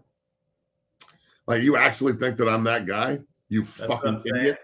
Like, you think that I'm that dude? Nah, man. I tell my guys to do what's best for them, not what's best for me. I hate that. I love Colorado, but I don't love it enough to be blind. Hey, coaches come in my office all the time. Hey, coach, we really, let me tell you something. I don't tell my kids where to go. So don't even come in here trying to act like you're going to drop me some money or any of that other shit. I don't give a fuck about all that. I'm telling my kid to go to the best fit, take his visits, do an analysis, do a process of elimination, and figure out, are you the guy or going to be the other guy? Because at this level, after you play 2 years of JUCO, you don't have time to sit around. You have to play. And film is more important than the school size. Just so we're clear, we've seen a lot of D2 guys go to the NFL, like Larry fucking Allen and Eric Williams and a bunch of other guys I can name. By the way, get the film. The eye in the sky don't lie. I don't care if you go to Georgia. Well, it doesn't lie. I say this constantly to everyone. It doesn't matter where you play. It matters how you play. If you can fucking play, they're finding you. Ryan Jensen played at CSU Pueblo. Austin Eckler played at Western. Like, if you can play, they're fucking finding you, period. So, especially now in the transfer portal era, it's more important to actually find opportunity and maximize it rather than sitting around like, well, I can only go to this school because it's going to look cooler on social media. Like, well, now you can go somewhere and ball the fuck out and go in the transfer portal and play your cards that way and see if some bigger school will take you. Because they're going to take some kid that's proven it at the 1AA or D2 level for a year and played well over a high school kid. Like, the high school kids are getting jobbed out of opportunities, yes, but let's be real. Are you really getting jobbed, or now is it equal opportunity and now you are being evaluated the same way NFL players are? A second or first year NFL player is going to be evaluated the same way a 10-year NFL player is when they want to figure out who they want to sign. We're not going to be like, well, he's 9 years younger, so we evaluate him differently. No, it'll play into it. He's younger, but who's better?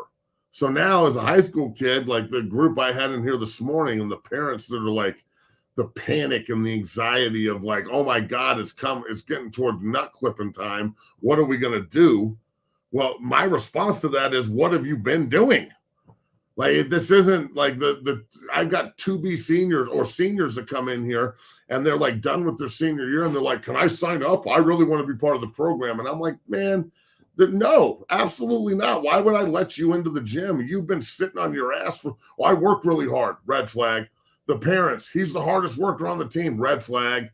Like, it's just, everything that you think as a player or as a parent or as a high school coach, the things that they think are important are like, it's not that way. Attendance doesn't mean shit. You're supposed to come. Like, the basic truth is this: in a grunt game, a grunt mentality is going to win. You cannot buy this. Like, we could charge $10 million a minute at 6-0. It don't mean shit. Like, it doesn't matter, because if you can't do the work, we're all fucked, and I'm just going to look stupid, and the kid's going to be in a position where he's going to get crippled by a real motherfucker that needs football, doesn't just like it. As we're talking, Matt Canada was fired this morning. Tomlin making unprecedented moves. Usually he's a loyal guy that doesn't do those things, but he knows that he was taking too much heat publicly, I would assume, probably in his own locker room. I don't know if you saw Najee Harris come out and talk, which was probably directed at Matt Canada. It's unfortunate when guys get fired, but that's the nature of the business. Segue to that, I want to give you a rundown real quick of what's happening today, all right? Morehead State, Rob Tenure, been there a decade, gone, fired this morning. I want to go through these. Northern Arizona, fired this morning. Roanoke College, D3 school. There's a ton of movement right now that's going on. Alcorn State's making 2 coordinator jobs. Texas Southern fired head coach. Northern Arizona, not a bad spot for an FCS, fired this morning. This is about to be Black Friday, as we know. Friday coming up after Thanksgiving, there's going to be a lot of movement. Some people are thinking it's the most movement college-wise that we've seen in the last 5 or 6 years. And this is because of, you compile the portal that these administrators think they can go get all these same kids that another big school can get, which blows my mind. Rather than sit with a coach for 3 years, you'll fire him in 2 and expect to get a better guy that's out there, which really don't exist. You're just going to recycle another guy who just lost at another school, and you're going to bring him to your school and then start all over again and fire him in 2 more years. This is happening at an all-time rate. It's going to be disastrous. And when the coach gets fired, just FYI, it allows for more portal kids to enter the portal and just continue to just recycle the business. I'm telling you right now, dog, eventually somebody has to stand for something or fucking fall for everything, because these kids ain't going to just continue to sit around. As soon as the coach gets fired, Matt, they're gone. They're going to be at 6-0 today like, Coach, our coach got fired in Northern Arizona, and now can you find me a new school? And then people talk shit about Matt. Well, look, I'm just trying to help the kid. I mean, fuck, he just left. The coach got fired and blah, blah, blah. That's happening everywhere, though. Just compile that by 20. And that's why the portal is what it is. But no one wants to talk about it. And then on top of that is tampering. So coaches calling me, asking me about kids on other rosters and asking me to tell them to go to their school. I mean, what the fuck is going on? Matt, how about this? It's ridiculous. The coaches at whoever the fuck, Northern Colorado, who just played Northern Arizona, let's just be honest. I'm not saying this happened. I'm saying it's a scenario. We're in line. That coach knows that you're getting fired at Northern Arizona tomorrow. And guess what? Hey, Matt, go holler at that fucking safety right there. Yeah, tell him we can get him tomorrow. Hey, Smitty, go get that 3 technique, because they got a decent 3 technique over there. We could get this motherfucker. Dog, this isn't how college football should be handled. Like, this is a joke. It's free agency without a return, and it is literally a mercenary business.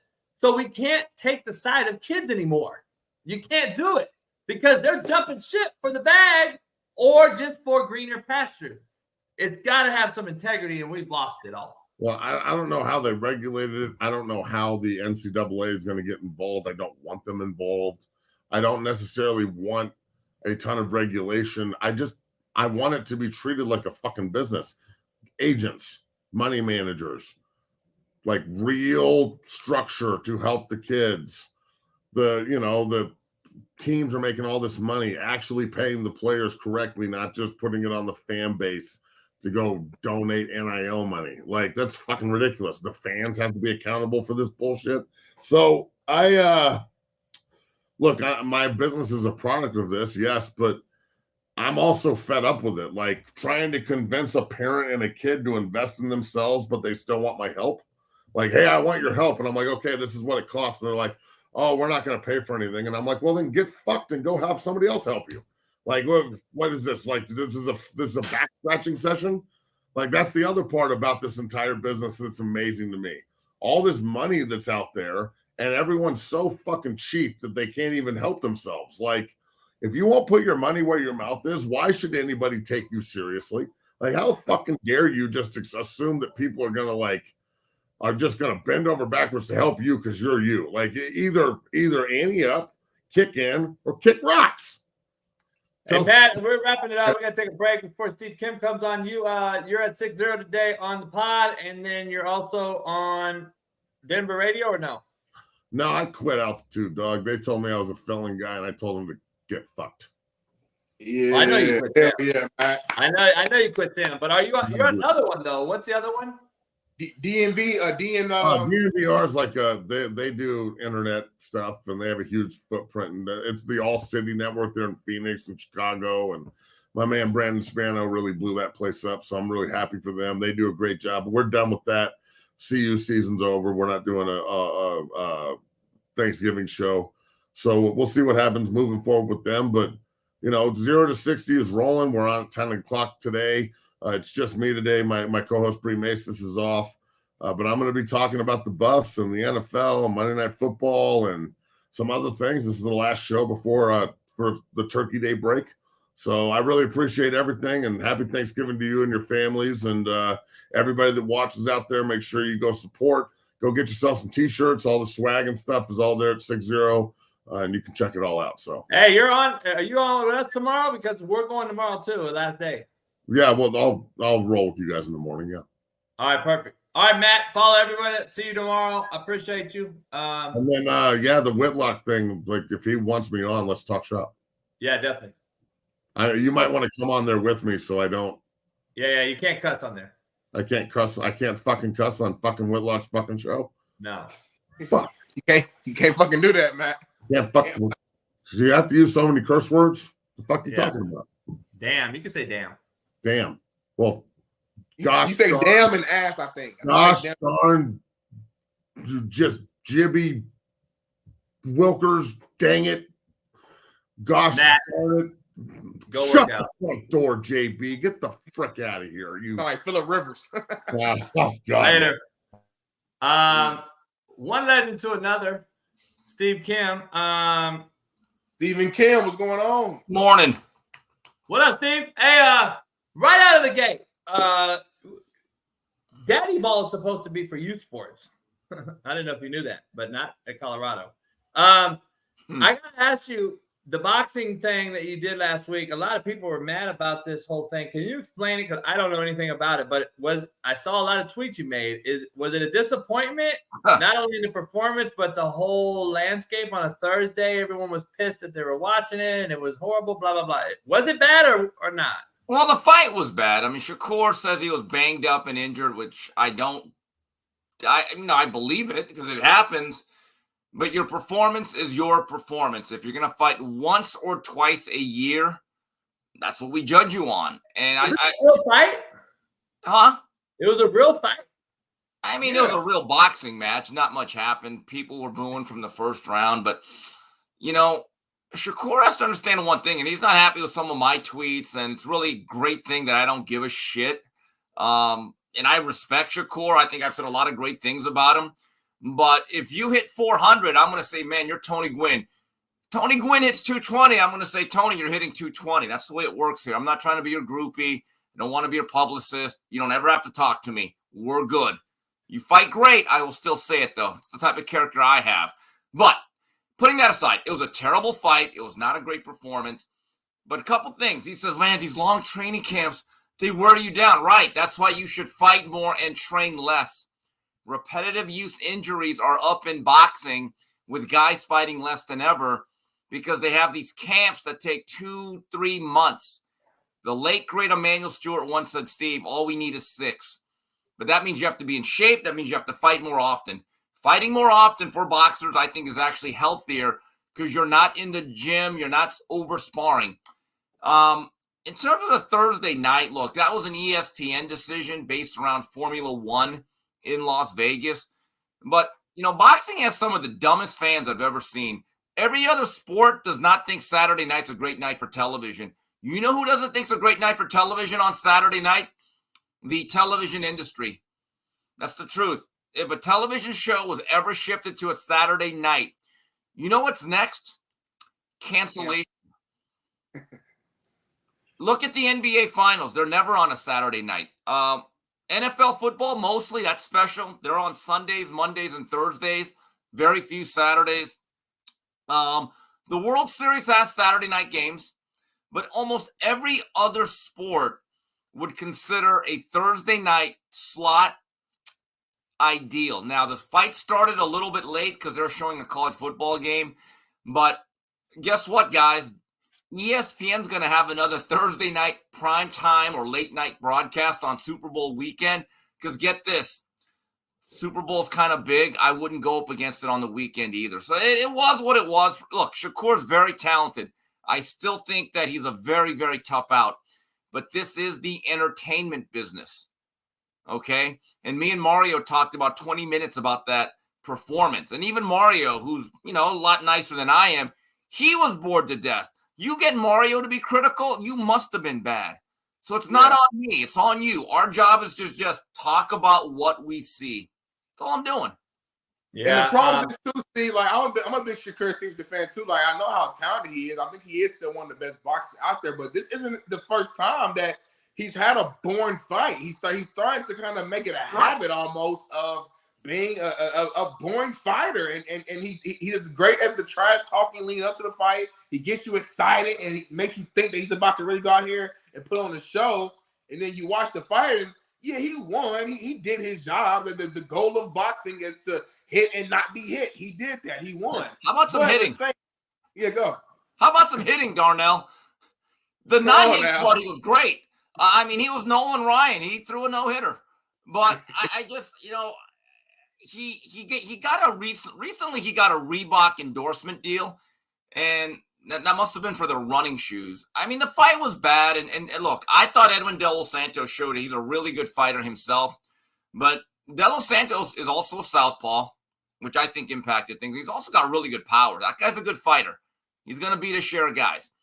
But the issue is, if you want to fight the Tank Davises and the Ryan Garcias of the world and really make the big money, which is 8 figures in pay-per-view events, this is the entertainment business. It's not just enough to win.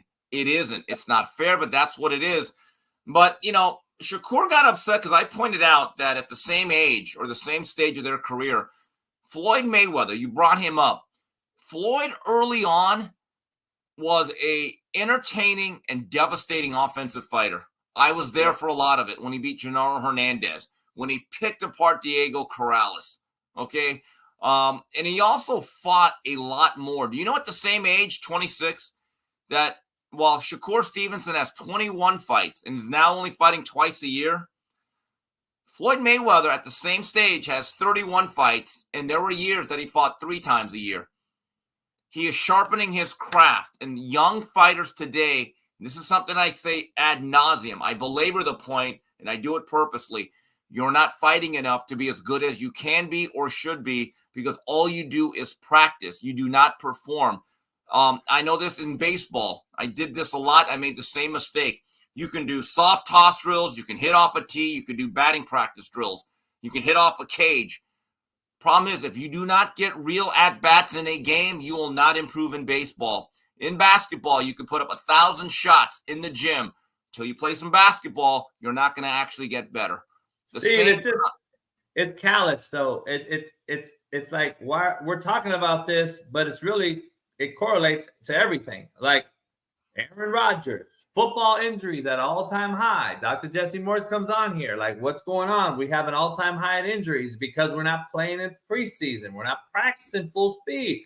If you're boxing and you don't fucking get hit in the mouth, it's going to be pretty hard to go out and be good. Like, I just don't understand why it's so hard to understand. Because we live in a fantasy league, Steve. We live in fantasy land where... Coach Darnell, I hear a lot of fighters, yeah, but I sparred 175 rounds. Great, you're still jarring the brain. Right. You are still building up like a concussion. The other thing is, when you spar a lot or too much without fighting, you become a gym fighter. You are used to getting hit with headgear and 16 to 18 ounce gloves, which is nothing, but it's different than getting hit with 8 to 10 ounce gloves with no headgear. I've spoken to a lot of fighters that fought a lot more and trained a lot less, and they said, Steve, it's better that way. I've talked to trainers that are trained fighters today. They hate what's going on. So it is what it is. Shakur has to live with that. And I'll say it again. When you fight twice a year, what do you want us to judge you on? If you fought 6 times a year, you could have a bad performance or 2. It wouldn't make a difference. Really, it wouldn't. You fight twice a year, and we're not going to see you for another 4 or 5 months. What else do we go by? I lose interest. Here's the thing about it, too. I think we live in such a fantasy social media world where everyone's worried about what fantasy points are accumulated by their specific player that they've picked. Lamar Jackson, Patrick Mahomes. He got me 41 points. They don't understand football. They didn't watch the game. They don't understand how this thing works. Same in boxing. I think we have so many social media fanboys who don't understand the sport. So when you say something, you're a hater. No, you're just telling the truth. And that's the problem. I get this a lot. And now people are coming around to my way of thinking that quote unquote hashtag activity matters. Now people are parroting it. And thanks, guys. Once again, I had the balls to say something you didn't even think of. But I love the fans. Yo, Ninja, don't watch Den. D-E-N, Den. And I'm like, well, first of all, I get paid well to watch. So even as bad as it is, I will always watch because I make good money for this. No shit. I'm going to keep watching, and I'm going to keep being the most honest, intelligent guy. Sorry. I got a thing for you. Don't read me. Get off my timeline. I really don't get it. I know. Real simple. Real simple. Yeah, but I don't have to work 40 hours a week to make a good living. Maybe you do, and maybe that frustrates you, but that's a you thing. I'm going to keep watching, and I'll keep watching Shakur. That's part of my job. But when Shakur looks spectacular, if he does in his next fight, who will be the first guy honest enough to say it? Me. There's nothing personal about this. Like, I am a Manny I am a Mario Cristobal fan. I want him to succeed. His coaching this year has been terrible. I have to say it. It is what it is. My favorite artist, like Nas, I like Nas. He had a couple of albums in the late 90s, like that song with Genuine, You Owe Me. I've said it for years. For that album, You Owe Me My Money Back, that was a bad album. Oh, my God, that was bad. Bro. No, the thing about you, see, you've been praising Shakur, like, since I've been on this show. You always show love to Shakur Stevenson. You always said how great he was, how he's the most dangerous ran from fighter. Like, this is the first time since I've really been working with you that you've even had any serious criticism to him. So for him to be upset, it's like people always hear your criticism louder than the praise. You know, you've been doing all. Darnell, one thing I've noticed about this generation's fighters. And Larry Merchant taught me this a long ago. So this is nothing new. He said, Steve, you can say 1,000 good things about somebody. You have one criticism or the headline that you didn't write that they don't like. All of a sudden, you're the enemy. And there is a groupie publicist culture now in media because it's all about access and being cool with somebody. Hey, can you come on my show?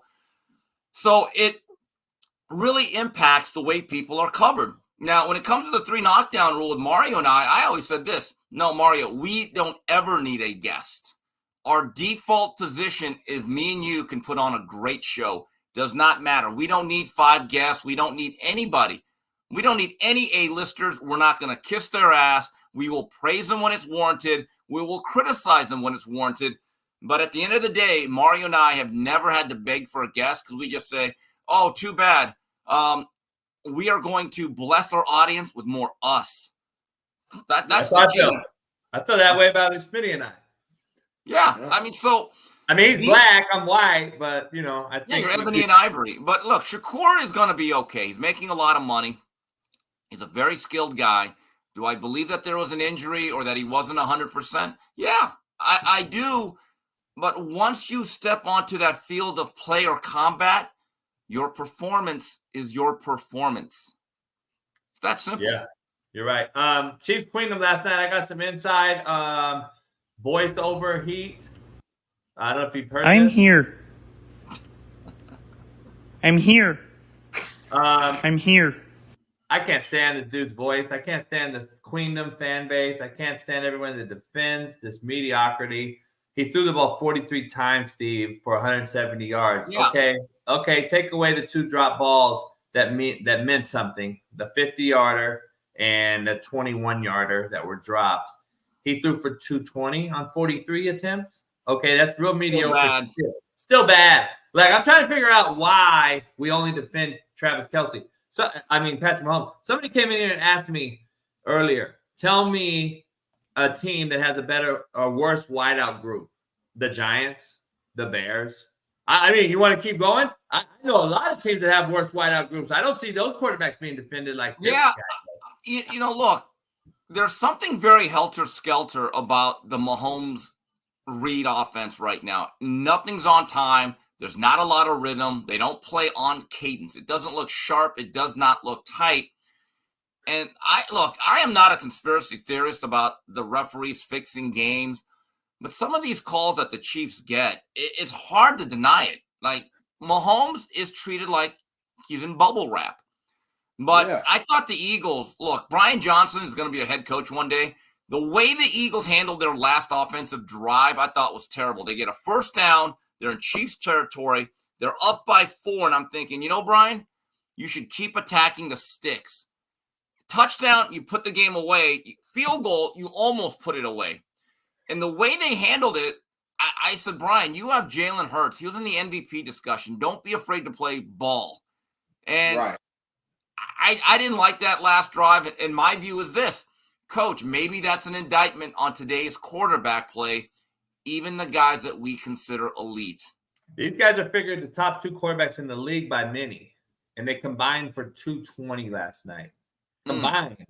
And Matt's starting to come over to the dark side. He's starting to see that I've been right for 3 years, but no, what do I know? The quarterback play is atrocious. It's getting worse. I don't think it's getting better at all, and it's catered to the offensive quarterback position.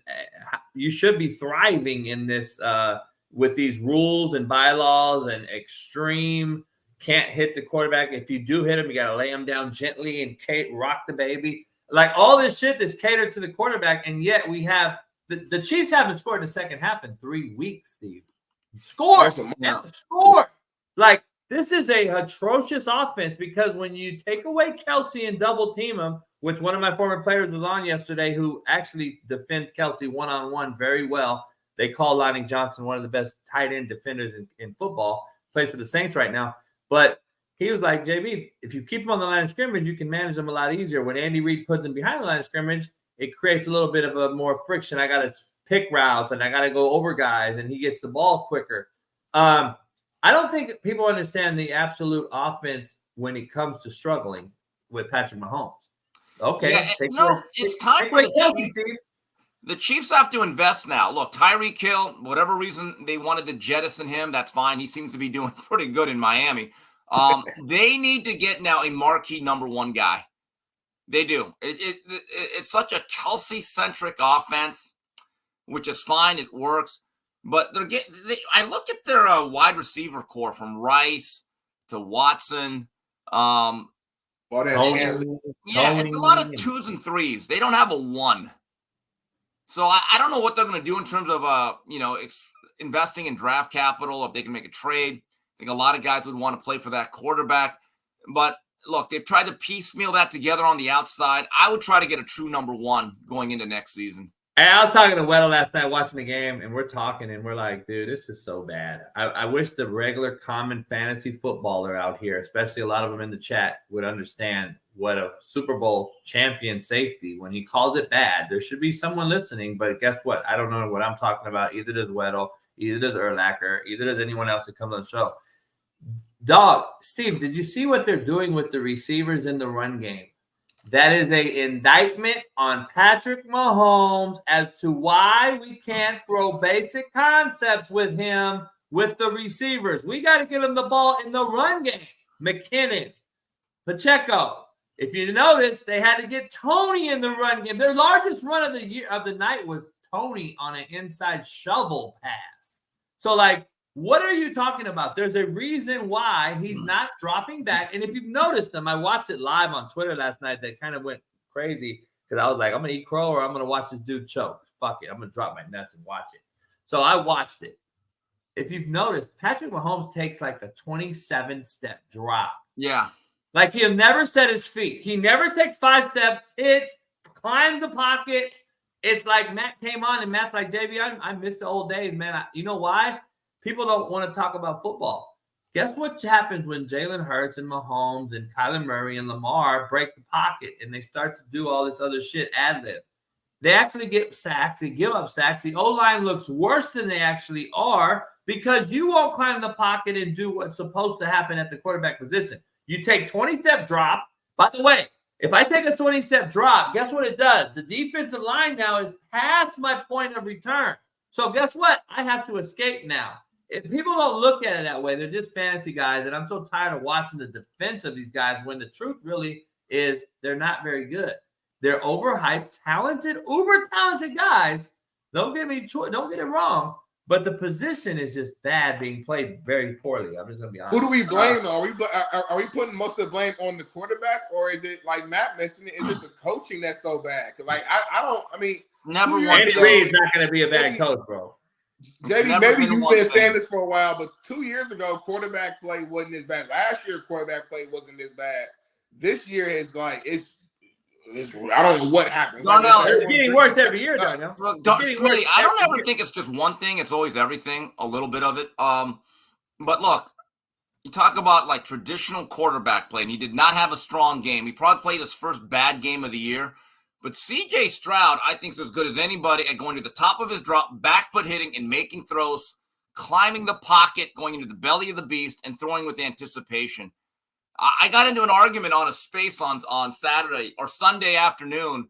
A group of Hurricane fans at Canes Unfiltered. Shout out to some of those guys watching. But I think C.J. Stroud right now is a top 10 quarterback. I don't know if he's elite, but I think he's top 10.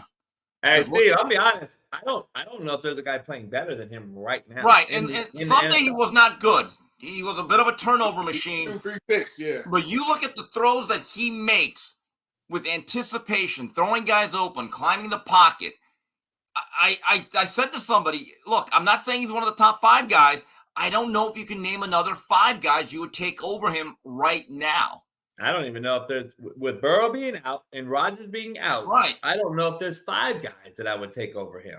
I'm just being honest. And I said it week 1. I have receipts, as they say. We showed the video already. I said this guy's better than Lamar right now. That was week 1. And by the way, Coach, I wanted to say this about what you said about playing with timing and rhythm. And I know his stats aren't great, but as I think Ben Franklin once said, there's lies, damn lies, and statistics. From 1991 to about 1995, Troy Aikman was the best intermediate on-time dissector I have ever seen. I don't care about Troy's stats. I don't care about anything else. But when him, Michael Irvin, Alvin Harper, Jay Novacek were all together, there were times it was almost like a machine. 3, 5, 7-step drops. Troy Aikman gave an absolute clinic on the dig route, the bang 8, the deep comeback, throwing the ball into the flat when nothing was open, the seam route to Novacek. That, to me, was just high-level quarterbacking. When people say, well, Troy Aikman, his stats, again, the style of play in that era, Troy Aikman right now in this day's era, he could be one of those guys that could probably rush for 800 yards. He was actually that good of an athlete. People forget that. He'd rush for 800 and throw for 8,000. Yeah. Let's move into this Florida State playoff debate before you get out of here today. There's a lot going on. Florida State lost their quarterback, as we know. They're going to play Florida this week. I gotta play a game with you guys, a college football playoff madness. What if? All right. I know you hate the what if, so do I, but it's coming down the last 2 weeks here, and it's coming down to Michigan, Ohio State. This is the loser, as we know. If Michigan loses, you know they're not going to get a sniff. They are done because of the hatred that is out there for Harbaugh. If Ohio State loses, so let's break this down. Florida State wins out, Steve. I got to ask you. They're in regardless of their 2014 Ohio State. They had their 3rd-string quarterback. Look, Florida State's had a great year, have some quality wins. LSU is certainly a good one. And if they beat a 1-loss Louisville team, give them credit. Now, again, Jordan Travis makes that offense kind of go with his ability to extend plays. But if they win, they're in, as far as I'm concerned. Hate to say it, but that's the way it is. They're in. Okay, so Florida State wins out. Oregon beats Washington. Okay. Michigan wins out and Bama wins out. You're going to put Florida State in over 1-loss Georgia, 1-loss Ohio State, and 1-loss Oregon? That's a tough one. I can't do it. I will say this. I think Oregon right now is a top 4 team. That's what I'm saying. I cannot put Florida State on. They've played as well as anybody. And the conference, Steve, the ACC, let's be honest, is atrocious. Yeah, it's pretty mediocre. And I'm looking at Oregon and Washington's schedule. Strength of schedule, opponents beaten. They both absolutely annihilate Florida State's schedule and player and opponent. So Washington and Oregon have both played harder schedules and beat better opponents than Florida State. I don't know with or without the quarterback would I put them in over 1-loss Georgia, 1-loss Oregon, 1-loss Michigan, Ohio State. I couldn't put Florida State in over any of those. My only argument against that, JB, now I'm thinking about it more, is like, if that's the case, at the beginning of the season, when we look at everyone's schedules, we're basically off the bat just saying, no matter what you do, Florida State, or what you do with this team, based upon your strength of schedule, as long as this other team handles their business, you're not getting in because your schedule is just that bad. Maybe that's the committee. That's not our fault. The committee set this up because if it was conference champion, which was the old BCS, was supposed to get much love. That's no longer. So the conference title means nothing because you're telling me Louisville's going to win and beat Florida State. They're not getting in. So there have been non-conference champions that have made the playoffs. There is a precedent. I want to go on the record early, guys. I kind of like Ohio State, even at the Big House. The Michigan offense lacks explosiveness, and the Ohio State defense under Jim Knowles, NFL players at all three levels, and Marvin Harrison Jr. was probably the best player on the field. I may regret saying this. I like the Buckeyes this year. I think Ryan Day gets off the medium hot seat. Yeah, I'm rolling with Michigan to win it all, man. I'm on the Harbaugh. Wow, really? I'm on the Harbaugh train, man, just because of the hate. And I've been there and done that, and I've seen this before. I just hope the players show up for them. You're speaking with his heart right now, Steve. I mean, I think that's heart. By the way, I think Georgia wins every game. I don't think they lose.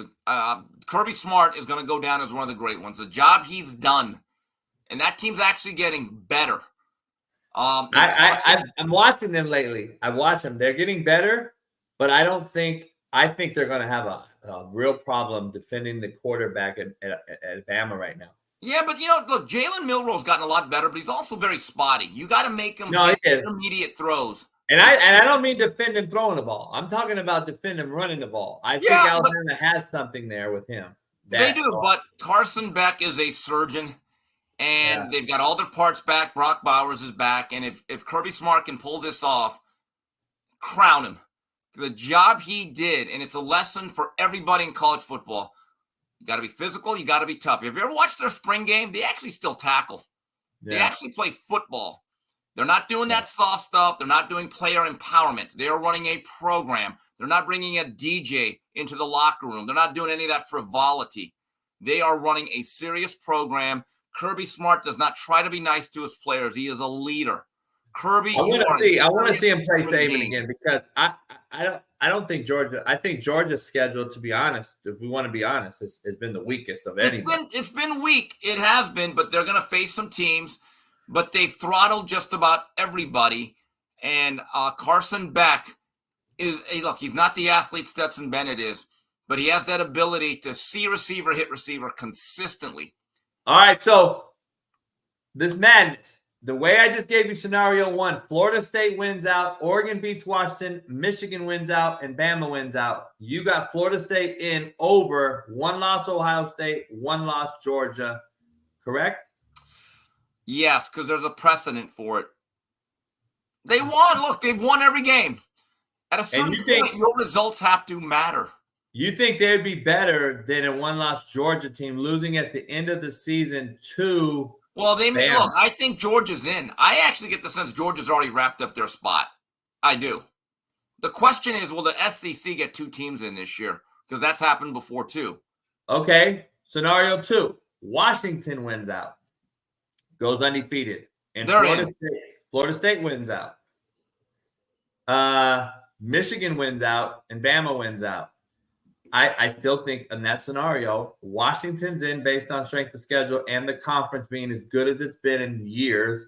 Florida State wins out, but I don't think they get in based on the quarterback and based on strength of schedule, who they beat. I don't see how the Florida State gets in over a 1-loss Ohio State or Georgia. Yeah, I mean, look, that may be, but let's play it out. Look, I'm a guy. I watch the games. I know. And that's it. I don't think that shit. I'll be honest with you. I'm the same way. I know. Before you leave here, I got to ask you this because I'm going to talk to you about Coach of the Year. This speech. And we came here 1,000,000 miles per hour, and that's not going to stop. And we left the program at a different starting point than the program we came into. And the fact that the amount of progress that has taken place over the course of the last 18, 20 months has us really excited. I don't know if there's been a lot of progress I think you think there has. I don't know what you think. I'm interested to hear, but I got to ask you, is Mario Cristobal surviving this season? I got to ask you, Kim. That's not even a question. The contract insulates him. Look, has there been progress? Yes. Is this a better team than last year? By far. but they've left about 3 losses or wins on the table, starting with the Georgia Tech game. So I got to play devil's advocate here and be the two-sided sword guy. He's 11-12 at Miami. He's 73-72 since 07 as a head coach. Anywhere else, you're getting fired and you're going to be called overrated. You're going to be called overpaid. In this landscape, though, is he not a guy that is going to be considered on the hot seat based on all the social media? Oh, look, there's some agitation, but he's not on the hot seat. But we have to be honest about this. He needs to change or look at his whole offensive approach. And look, I've been critical, and I like Mario. I'm a supporter of his. But if you think trying to win every game 17-13 and saying we're more physical and we won the time of possession battle is going to fly with 5-star recruits like Jeremiah Smith, it's not. It's a boring style of football. It's not entertaining. If I wasn't a Miami fan, those would be the last games I watch. O-line coaches, man. Not good head coaches. I'm starting to believe you on that. They're not good head coaches, I'm telling you.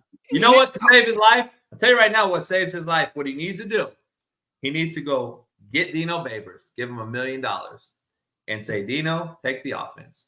Because Dino's as good as they come on offense. He's not a great head coach either. But one not-so-great head coach can save another not-so-great head coach when you have the right pieces in there. Look, I've said it, I've written it, I've put my name on it. Miami needs to look at a couple things. Tempo and spacing offensively, and also get a dual threat quarterback. Because when they're doing that read option and at the mesh point with Tyler Van Dyke, he is a statue and there's no threat. We've had so many running plays that are blocked well on the front side, get chased down by backside ends.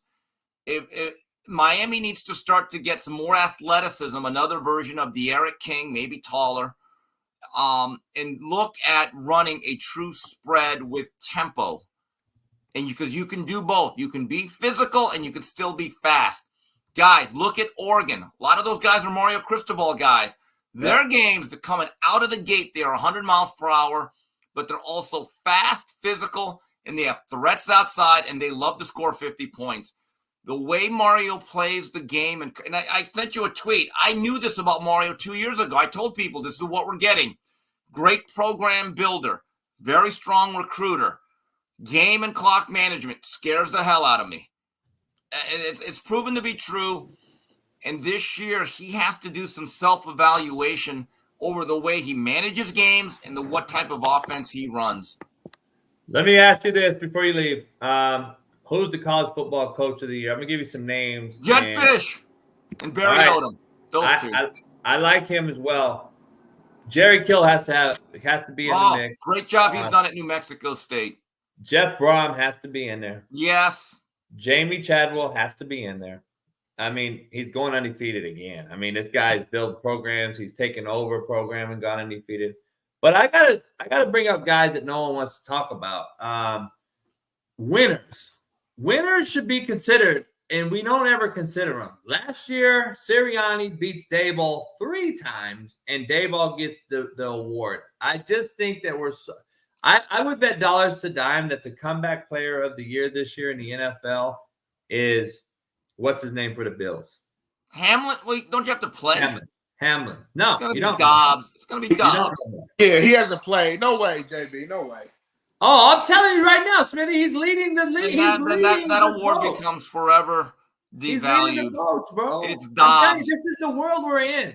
So when are we going to give it to a guy like Kalen DeBoer, who's undefeated, or Dan Lanning, who's Kirby Smart, like Kirby Smart, Jim Harbaugh, in my opinion, should be really considered. They're never going to talk about it.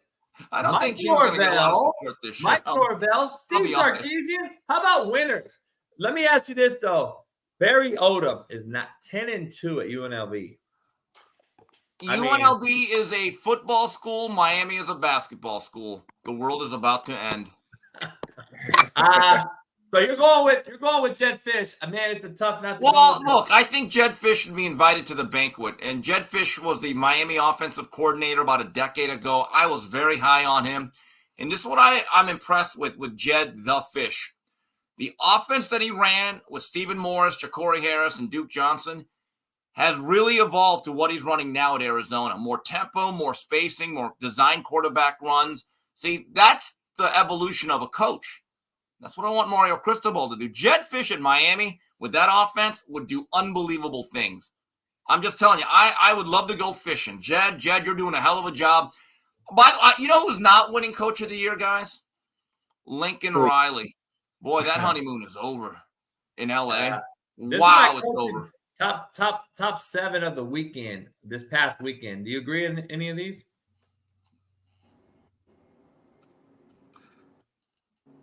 I got Fish, Kill, Tony Elliott getting another big win at Virginia. Chris Kleiman wins a good, what Lance has done at KU is great because he's also down to a backup or a third quarterback. It's a third string now. Yeah, again, like a win. Right. That's when you have coaching. You're coaching guys when your team is still getting through it without your starter. Winningham does it in Utah. How about Eli Drinkwitz at Mizzou? Yeah, he's probably going to be up for some jobs. I mean, they've won double-digit games. He's got an energy to that program. And again, fun offense, and they flip the recruit. I guess that recruit actually wants to play serious football, doesn't need a DJ in his locker room. But anyway, yeah, I said it. But by the way, Lincoln Riley in LA, I've never seen a coach in LA get turned on this quick.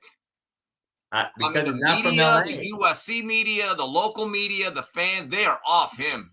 He's not from LA, Steve. He won't even let local high school teams and programs into the building. Like, this guy doesn't get it. It's unbelievable, man. By the way, Hamlin is the leading candidate for comeback player of the year, Smitty. I told you, by a landslide. He's winning. Who, Hamlin? Yeah, comeback player of the year. He's winning right now. Okay. So I'm telling you, that's what's going to happen. Guy doesn't play 50 plays from the line of scrimmage this year. He's going to win the award. I mean, he played like 2 plays. No, I don't think he's played. Period. I don't think. I think. Yeah, he played 2 weeks ago. He got in the game 2 weeks ago. This right here is the leading candidates according to all the mainstream media. Steve, I think Willie Fritz's name should be on here. I don't know. What do you think? You like this list? This is the mainstream media. I will say this. If Kirby Smart leads a three-peat undefeated, he's the coach of the year. To keep focus on that program and to get it home across the finish line. If he never wins another game at Georgia, he should still have a statue in Athens. Yeah. They are playing That's against a good point, Steve. That's a good point. I think everyone's still worried about like the road travel, which is huge. Like if you're on a team that's like, won 4 games last year and now you're winning 8 or 9, you deserve credit. But you also deserve credit when you're sustaining greatness. And to win 3 years in a row, that's next level. That's Hall of Fame type level, coaching right there. So that's actually a good point. Yeah, I want to see Georgia and Bama play bad. I think this is well, they will. I mean, a couple weeks. And if Saban wins after losing week 1, you gotta ask yourself: is he not done one of the best jobs of his career? Yes. This year already is. The way. Hey, let me ask you though before you leave. Texas, they're in a very peculiar situation as well. They win out. Bama wins out, and the rest of those teams we discussed win out. Who gets in? Well, Texas did beat them in Tuscaloosa clean, didn't they? Clean. By double digits. That was not double digits. I mean, week 1. Results have to matter. Are they going to weigh that strictly out? Because they say they don't wear that strictly out no more. Well, because it's not strictly, but it's a factor. They lost to Oklahoma, who's lost since twice. Bad losses. I'm with you, but head-to-head kind of does matter when you have the same record. So, and again, that was a road victory. Steve, we're tomorrow's our last show, and then I'll see you Thanksgiving Day at the house. You can watch my Dan Campbell Lions. Football Palooza. We got oh man, you don't even want to know the line. I'm frying a turkey. Ooh. I'm smoking a turkey. I'm smoking a ham. I'm smoking I got another smoker edition I just bought. I'm smoking a prime rib. I'm doing mac and cheese. I'm gonna do a lot of other stuff. I might just do intermittent fasting the whole time till Thursday. Just not eat. You should, because you'll enjoy it much better. And we got enough folks come over. You know, Doc, you can come over too. We're gonna have watch the game, play a little poker, you know, drink watch a little. Gung-Ho, do something like that. Watch Mr. Mom, have a Michael Keaton marathon. You know, we have a lot to be thankful for. Hey, we might have to do that. I don't know. All right, Steve. Ball State plays tonight. Wish Big Smitty luck. Wish Whitlock luck tonight for me. Wish Whitlock luck for me today, and we'll see. I'll see you Thursday, guys. All right, guys. Later. Peace. Chirp, baby. Chirp. Hey, Doc. One of my all-time mentors is in the chat right here. Dr. Mendoza, my principal at Long Beach Cabrillo High School, Compton College legend, Watts legend, Nickerson Garden legend. Whew. You don't even know about that Mendoza, what's going on? Nice to meet you, sir. Hey, let me ask you something, Smitty, before we take a commercial break, so I can take a piss to give me some coffee. Is drip and swag more important than the actual game being played? That is a question that I want to dive into with you because I'm gonna be honest. One of my buddies who coaches is brought it up to me, and I that's why I didn't allow pink. Doc will tell you I didn't allow my players to wear pink. I thought it was a distraction. Now it's even become more prominent. I believe that with NIL money and the allowance of these teenagers to manage money that they would never see this early in their life before,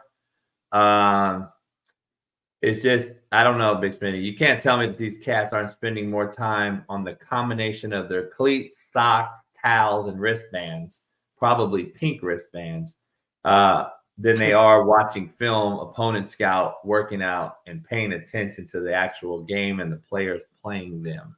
I think that's a real discussion we got to have, Big Smitty. Think about it. Let's come back after this break and talk about it, along with some Tom Brady. Has Snoop Dogg really duped us? Ooh. And is Billy Napier surviving the Florida State game this weekend? Plus, Jim Harbaugh speaks out, and Tom Brady, we're going to break that down as well. Don't go anywhere. Pound the like button before you get out of here. We got another 45 minutes left. Doc, happy Thanksgiving. Come out, Doc. Get you some tequila, cigar, and I'm going to smoke all kind of meat. Oh, my goodness. It's going to be crazy. Kiko's going to come. Coco's going to come, Doc. So make sure Doc knows who that is. No one else knows who that is. But pound the like. Bailey, take us away. Okay, here's the point, though. Think about it. Talk to me. If this wasn't here, though, if this social media platform on social media did not exist, these cats would be nobodies. Yeah. And guess what they'd have to do, though? Work. They would have to work and do a regular job. And actually, I agree with Pat. We think society would be way better off. You wouldn't have this money-enabled motherfuckers. And guess what? The cream would rise to the top. Not a million motherfuckers watered down like football is right now would have a platform or a voice. And we got too many cats with voices that are meaningless. They're absolutely fucking destroying the youth from hearing all this dumb shit. So like if half that shit was gone and they would actually go out and earn their keep, there'd be a whole nother fucking world right now. We'd be a lot better off, in my opinion. Shit. You know what? It's a balance though. Like I don't fully disagree with you guys because there's a ton of this BS online that is causing issues, influencing kids. That's just like stuff that I look at. I'm like, what the hell is this? And I just scroll past. It's like it's so stupid, right?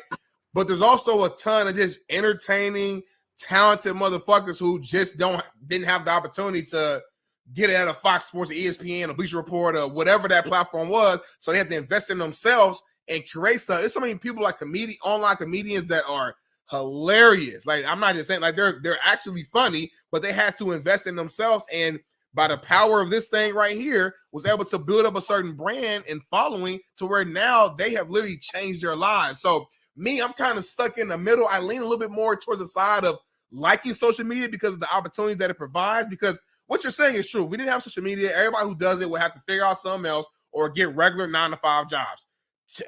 I mean, on one end, yeah, maybe the world is better because you got more employees, I guess. But from my end, someone who's a hustler and you're a hustler. Are you worried that Aaron Rodgers comes back and something similar to Cam Akers happens, even though it's a different part of the body, is this something to worry about? Well, I think there's always a concern. The important thing to note is Cam Akers is actually his opposite side, so now he's tore both Achilles. And in my opinion, it was a compensation.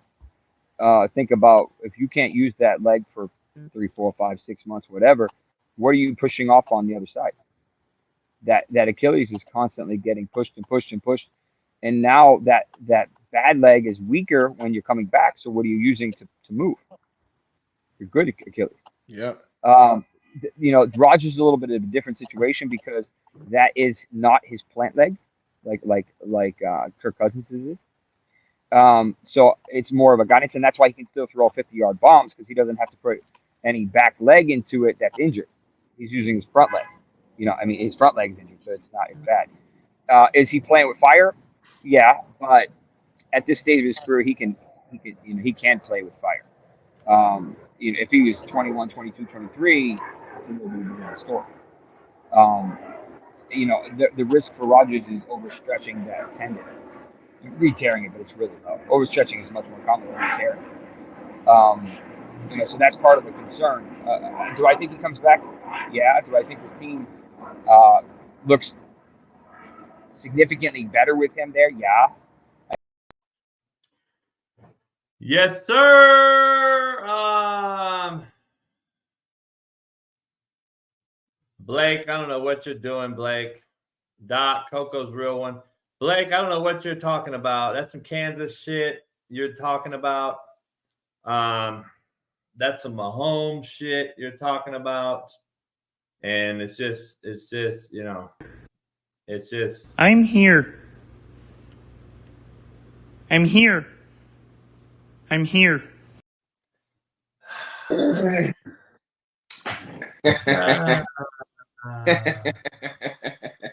turn your phone the other way. Yeah, I see it, man. But it looks better when Smitty's struggling. Smitty's struggling. It's not that, man. StreamYard kind of weird. Like, if I start off horizontal like this, and then I flip it back vertical, it'll still fill out the screen. It looks better when it's vertical because my camera's weird. So that's why I like doing it up and down. I get all that shit for the next week. I got my Pop-Tart, though. You know what I mean? Mahomes is not the ball. Hey, you're loving it, man. I know you're loving this.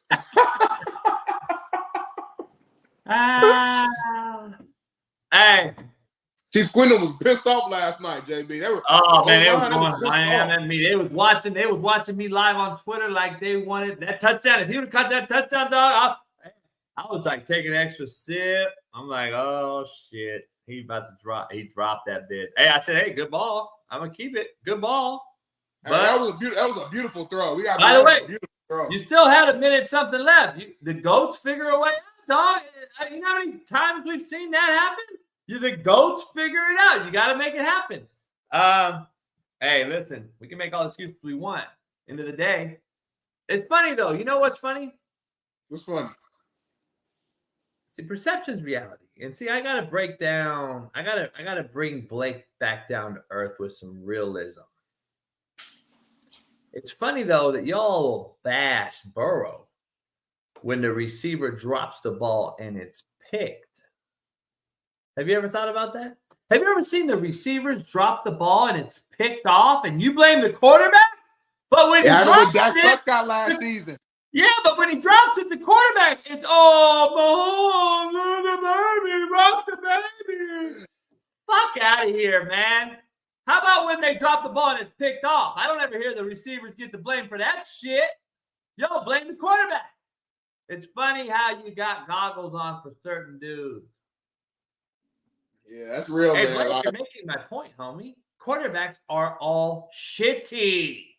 You haven't heard me just slander Mahomes. I just tell you that Mahomes is actually overrated. I never said he's a bad dude. I never said I attacked his character. No. But he does some weird shit. The motherfucker does some weird shit. I'll be honest. He does some weird ass shit, though. But that's I'm not attacking his character. Here's the thing I got to say, though. I love Mahomes when he came back last year with the ankle and he didn't want to go out. I loved him. Yep. He came out and said it. I loved last night how he took it on the chin. He never threw a receiver under the bus. He said, you know what? I could have maybe underthrew him. He's making excuses for his sorry-ass receivers because he knows he needs them, which tells me that is what a leader does, and that is a guy that knows he has a lot of work to do to catch Tom Brady's ring count, and he knows he needs those guys. See, it's deeper. I see through it. I saw it, and I appreciate it. I respect it. He is the guy that they listen to when he talks. I've never said he's not. I've never said he's a horrible human. I've never said any of that shit. His brother's a weirdo fuck. His wife's a weirdo fuck. I've never said that he is. I said that he has a weird voice and he does some. You know, honestly, what I think happens is part of this is not even Mahomes' fault. I think it's the queendom that goes so hard at crowning him that it naturally makes media figures like yourself, myself, like say, hold on, pump the brakes. Like, yeah, he's super talented, he's super good, but he ain't the best ever. He ain't top five. They anointed him, dog. That's Stephen A. and them, dog. That's Stephen A. Yeah. Everybody anointed him week 1 of his rookie year when he came in for Alex Smith. Everybody thought he already anointed him. We do that for everybody, though, Smitty. We did it with Wembanyama. We've done it for all these guys. They're the best we've ever seen. They're going to be the best. It sets the pedestal up here for everybody. And everyone now, when you fall and don't meet those requirements or criteria, you're a bust. Right. Wow. Yeah. Hey, Smitty, we did it with Prime in Colorado. Right. You set the bar super duper high. And when you don't reach it, then yeah. No, I think you're right. I think when expectations are set at a certain point, then that changes the whole conversation around a player or a team or et cetera. So like I said, when you're going at Mahomes or when I'm going at Mahomes or going at the Chiefs, it's not like I'm not crazy. They got 2 Super Bowls. Every single year that Mahomes has been starting, I think they've been in at least the AFC Championship game. So say what we want, the guy's a winner, and they are one of the best teams year in and year out. Those are facts.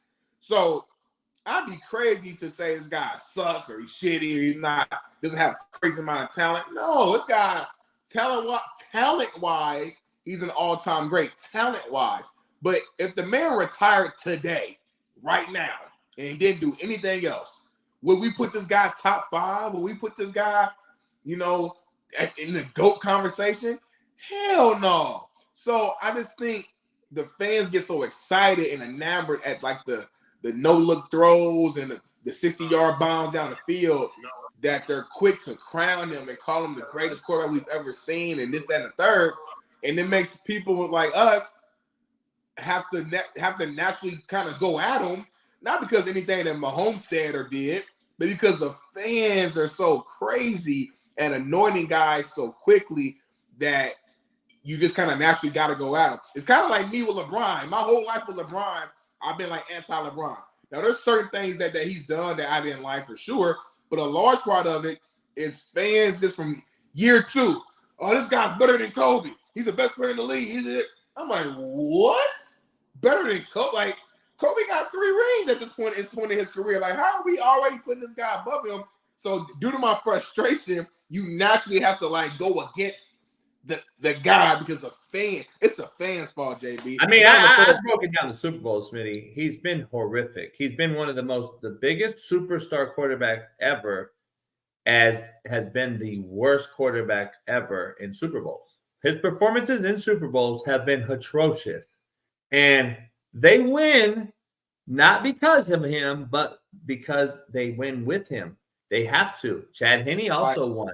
Chad Henne also came in and made a big part. So as other quarterbacks, when he gets hurt and then get injured, they win with him, not because of him. And without a punt return last year, without that penalty, and we could say that last night too for the drop balls. We go both ways. But let's be honest. Like, this guy has not been fucking stellar, okay? He's not ripped Super Bowls. He's done what he did last night. in Super Bowls. That's what he does. He'll throw a touchdown maybe, and then he'll throw a big pick. He'll throw a bunch of dirt balls. He'll throw laterals, screens, bubbles.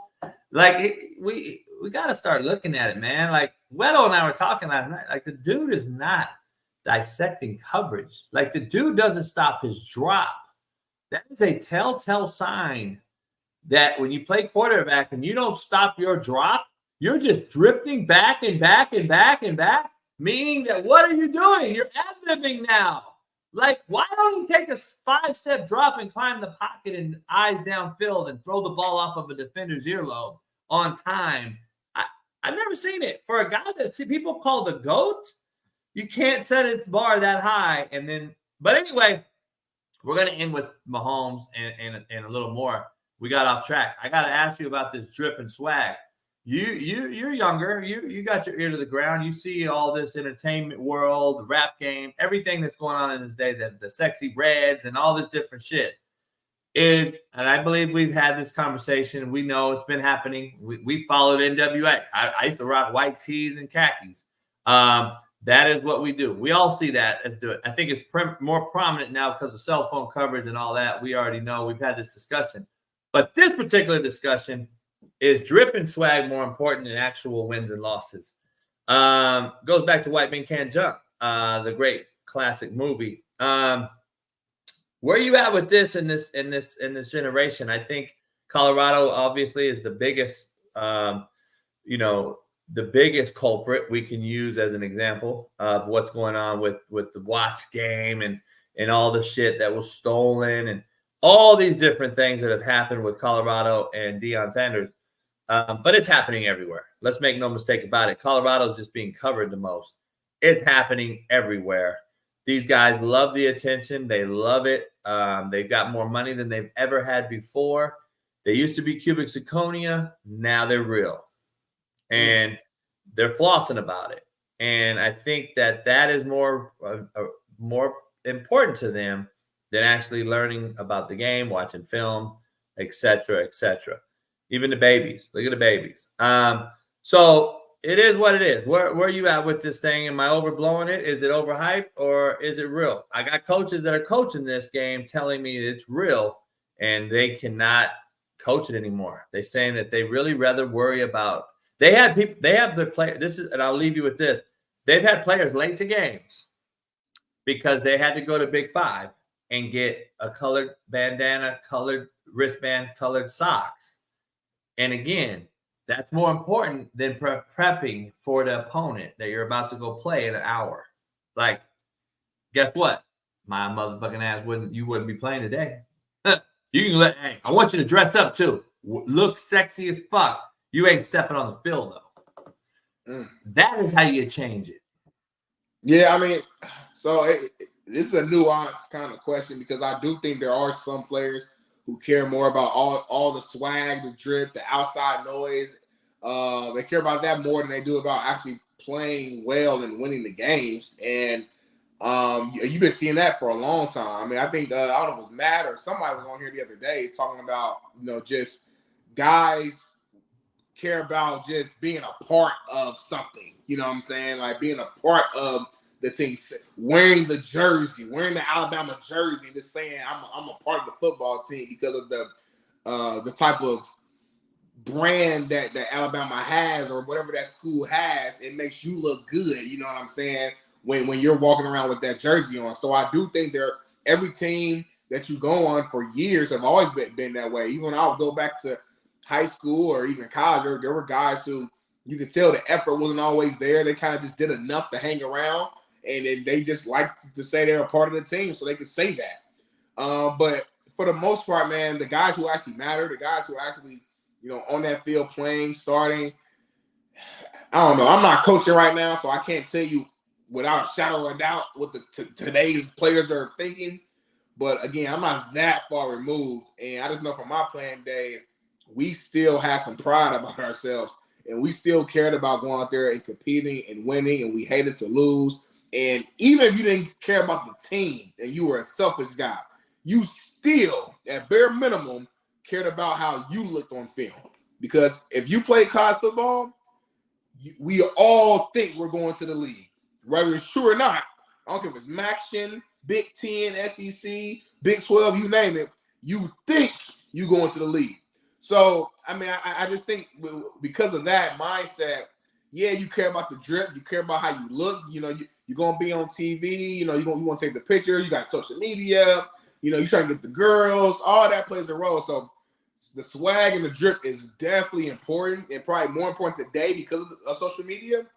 But the main thing is still the main thing. And if you're not playing well and you're not winning, then you talk about those NIL dollars, that money ain't going to be there if you're not playing well. That money ain't going to be like you gotta ball out in order to keep all that stuff, to keep the swag, to keep the brand going. So I do think there are some players who care more about the drip. But I think overall, man, my assumption, my guess, my hope would be that these kids still care about how they perform on that field. You know what I'm saying? Real quick story. It's funny you mentioned like players being late to games. I remember in high school, and I can't remember the guys who did it, but I remember it was October, Breast Cancer Awareness Month. I know you hate the pink, but we used to wear pink. And I remember, man, it was a couple of guys who, like, I think after school went to like Dick's Sporting Goods and got in trouble because I think they stole some pink gear, and they ended up getting caught. And every year suspended, and they couldn't play that game. It was like a whole big thing. Your coach had to talk to the people and figure it out so they wouldn't get no serious trouble and all this, that, and the third. So, I mean, there's definitely a lot of truth in what you're saying, for sure. Yeah. College football, man, as we talked about with Steve Kim, like I said, it's just going to be very interesting. Billy Napier, does he survive the Florida State game this weekend if he loses? I have a hard time figuring it because I'm seeing too much out there. And I think Matt Canada got fired this morning by Mike Tomlin because of the outside noise. The Ryan Clarks of the world, who's basically alum of the Steelers, who's a big voice, who comes out and makes takes a shot at him. And I know Tomlin's addressed it before about Ryan Clark taking shots at the program. He's like, man, you played for us. You keep taking shots at us. It is what it is. But I don't think Tomlin really respects Ryan Clark, in my opinion, watching him talk. Even though he played for that organization and banged heads for him. It's crazy how you forget about all the things that happen in a locker room when you become a media member, which I think is disheartening to Tomlin. But I think as loyal as he is and understanding this game, because there's one thing that Ryan Clark hasn't done, and that's coached. He hasn't coached the same type of Ryan Clarks in the world in a group of 85 guys or 53 guys or whatever, and had to make cuts and had to manage staff and all this type of shit. It's real easy to get on a podium and talk about what's wrong. Well, come fix it then, motherfucker. Like I tell people all the time, come fix it then. But they won't. They won't even discuss come fixing it because they have no clue about fixing it. They just got to talk about it. That is the same way with Billy Napier surviving this Florida State game. I think that this is another issue, in my opinion, because of the heat that they take on social media that the admin absolutely sees now, where they usually would not have seen. And then you start to see recruits say, I'm not coming there no more. I'm not going there no more. I'm going here. We're getting decommits to start coming out on social media. I don't like the way of the program. So now administrators see that and say, okay, if we don't beat our rival this weekend, we're going to lose more guys. Do we have to get rid of Billy Napier? It's just so screwed up right now, man, in this business. I never thought he was a Power 5 guy just because of knowing what he does. I think he's a mid-major. I think he's a good football coach. I like Billy Napier. Good recruiter. I don't know if he's the guy to manage those personalities that you would get at a big-time program like Florida. So Florida State has to win, and I wouldn't be shocked if Florida plays them super close and tight in this game without a quarterback. I wouldn't even be shocked if Florida wins the game. Where are you at with that? Yeah, I mean, I'm glad you ended with that last point because to me, I think it depends how the game goes. If they lose, but it's a shootout, it's a brawl, they go to double overtime, and it's a tight one, and Florida competes their ass off, I can see Napier actually surviving it. But they go out there, they lay an egg against the rivals. lose by double-digit points. Game is not really close the entirety of the game, and it's pretty much one-sided throughout. I think he's gonna get up out of there. You know, we live in a world now where it's what have you done for me lately? It's the microwave society. We want everything fast. We want to win now, national champions now, playoffs now. And if you're not doing that, then there will be changes. And I think you hit the nail on the head. The pressure of social media, the pressure of the real media.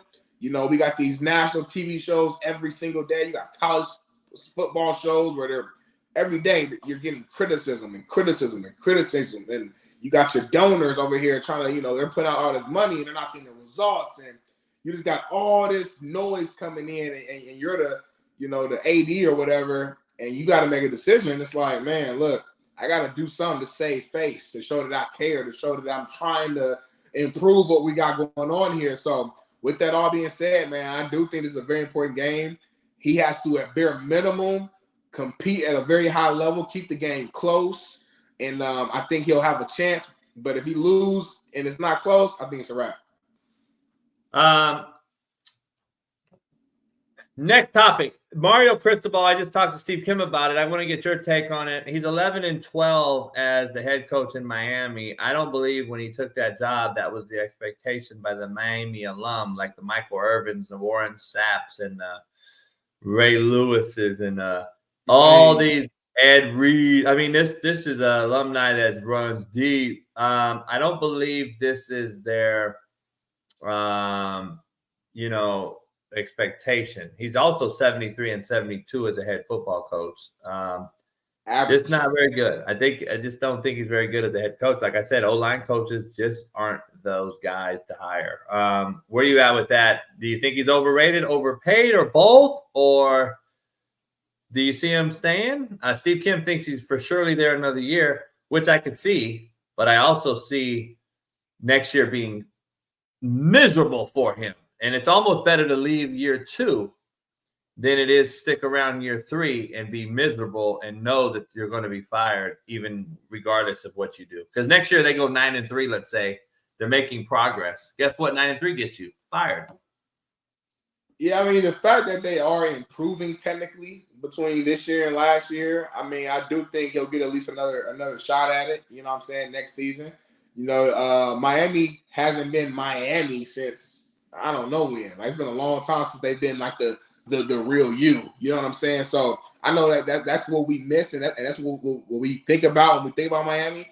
But they haven't been there in a long time. You know what I'm saying? So I think you do have to give them some time, and you do have to look at the fact that they have improved and they have gotten a little better. Now, to answer your question, do I think he's overrated?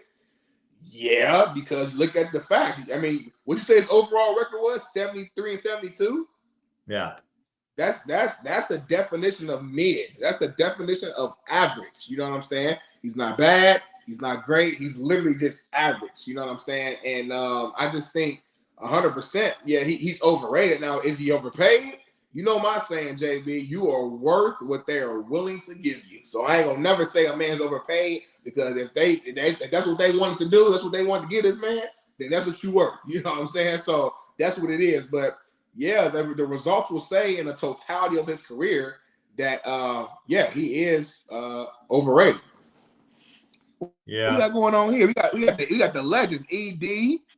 That was talking about the swag. It's always been, we've always tried to be swagged out. I just don't know if I don't think Dion prepped that 15 minutes before the game though.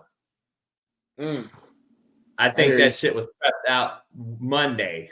It was laid out, had the shoes on the ground, the cleats. Because I think Dion was professional enough to know, okay, I got to go out here and defend motherfucking Michael Irvin today, Jerry Rice today, Andre Rison today. I don't believe he was worried about it. He had swag in the game, and he had his you know, feng shui, but I think he focused on what the fuck guys were doing too. And I still think a lot of guys do, though, JB. Again, I just think whenever you're losing, I said this yesterday, everything is just thrown at you. Oh, well, they care about their swag more than the play. They got a DJ in the locker room. Oh, they dancing in the TikTok videos. They're talking to fans. And listen, I'm not saying none of that matters. Like, yeah, like, when you're having an undisciplined team, talking specifically about Colorado, yeah, any signs of undisciplined nature is going to feed the beast, right?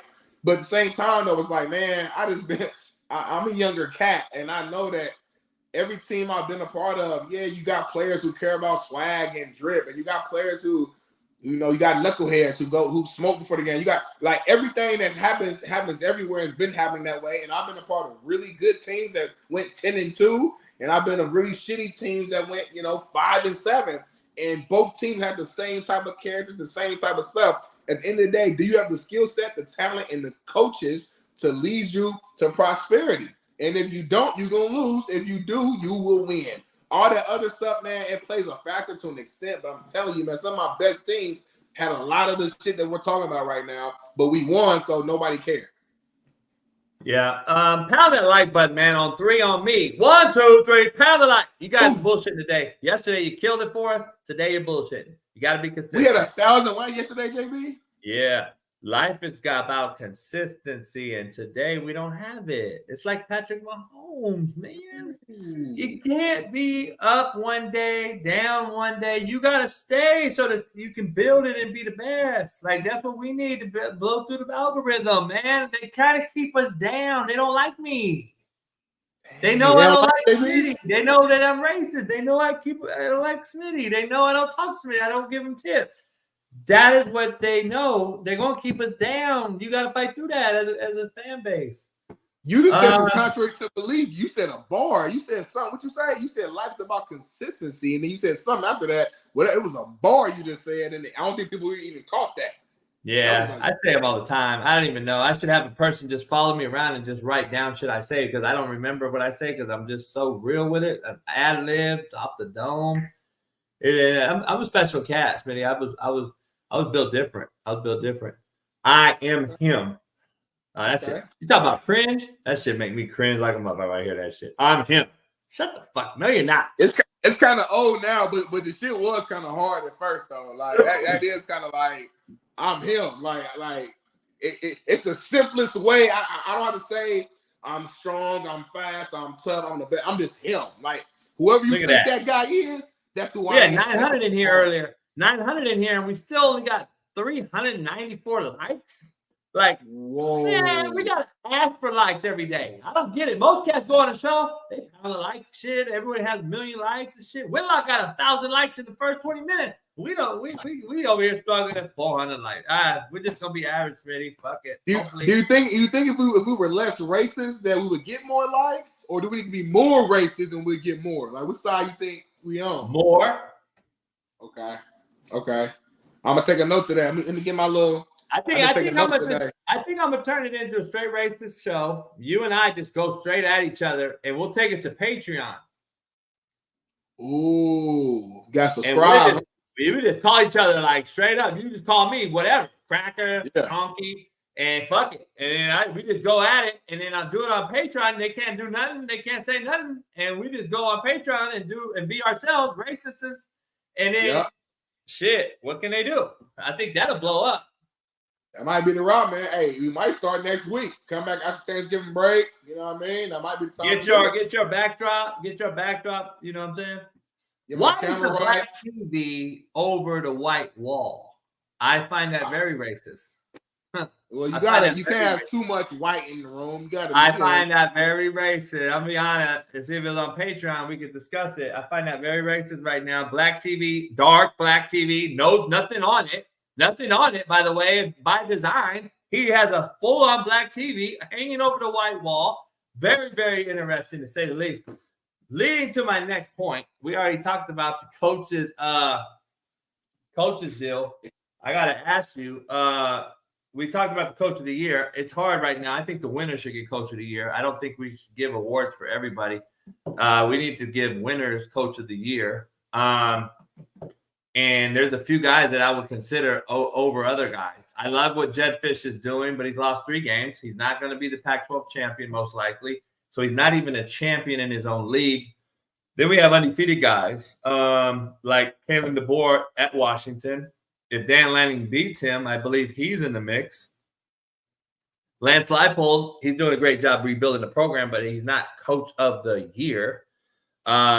Willie Fritz lost the game. He's doing a great job. This is what Willie Fritz does, by the way, but he won't get coach of the year.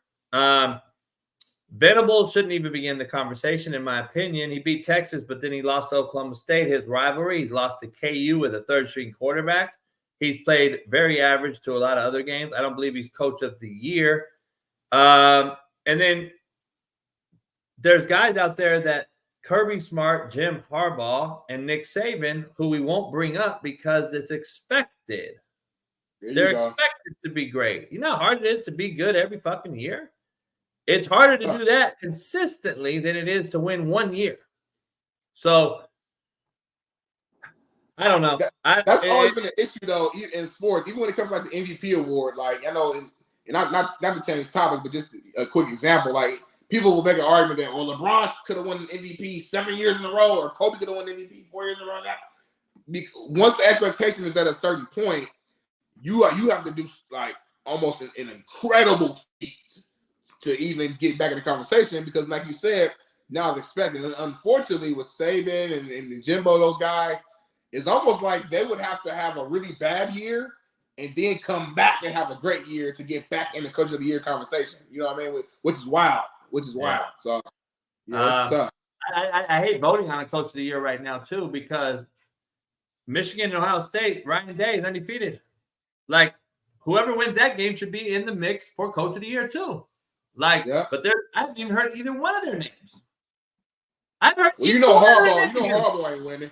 I know, and that's what I'm saying. That's why it's great. But I haven't heard Ryan Day's name at all. We've talked about how bad their quarterback play is. We've talked about how bad, we can't get Marvin Harrison Jr. the ball like he was getting last year without CJ. Blah blah blah. Guess what? He's still performing. The defense is top 5. They're undefeated. They're about to play Michigan in an all-out. Maybe the game of the year, we hope. I haven't heard his name at all. And I don't care. I have no dog in the fight on either side of the Michigan-Ohio State game. I don't care. But at the same time, it's like, dog, these guys are winners. Start paying homage. Barry Odom's done a hell of a job. He's 10-2 at UNLV. Unbelievable year in Vegas. Barry Odom, great dude. Love the dude to death. I think he's a hell of a football coach. He'll never get it. Jamie Chadwell, undefeated at Liberty, inherited a program, left Coastal Carolina, where you can see they miss him. Coastal's lost, 3 or 4 games this year. Liberty's undefeated. I mean, he's up for the Mississippi State job from what I just heard from a buddy of mine about an hour ago. He's the leading candidate to take over Mississippi State. So I think Jamie Chadwell fits in at Mississippi State very well. But again, I go back to big fish in the little pond. I don't know if Jamie Chadwell can go into the big pond and not get swallowed. I equate Jamie Chadwell to my main man at Gonzaga in the basketball world. I think if he leaves Gonzaga and goes to UCLA, he gets swallowed up by the bigger fish. I think Jamie Chadwell needs to stay at the mid-major level. I think he dominates that level. I think there's a niche for everybody. I don't know if he's the guy for the SEC. But, hey, we'll see. They thought row the boat. They thought row the boat could go from mid-major to Power 5. Guess what happened there?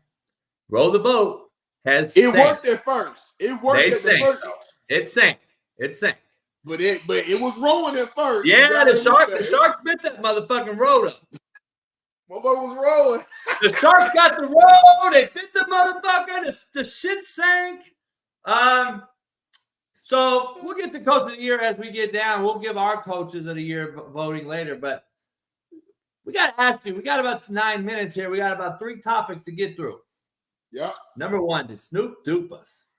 Ooh, Because guess what? It's crazy, dog. Do you know how much hate I took yesterday on Instagram?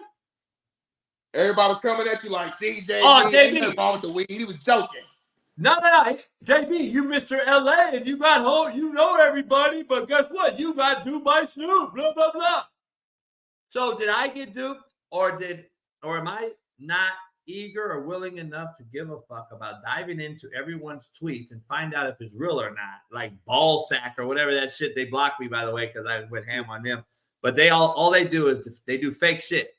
And then I didn't know that. I don't know how this thing works. So if you retweet what they did, everyone, they ball sacked you. Motherfucker, that sounds like feminine as shit. Like, I never heard that phrase before. He ball sacked you? Okay, so let me ask you. I find it hard-pressed that a smokeless fire pit company, which I looked into, by the way, I reached out to them too. You want another ad sponsor? They're not big at all. They're very small. Nobody knew who they were.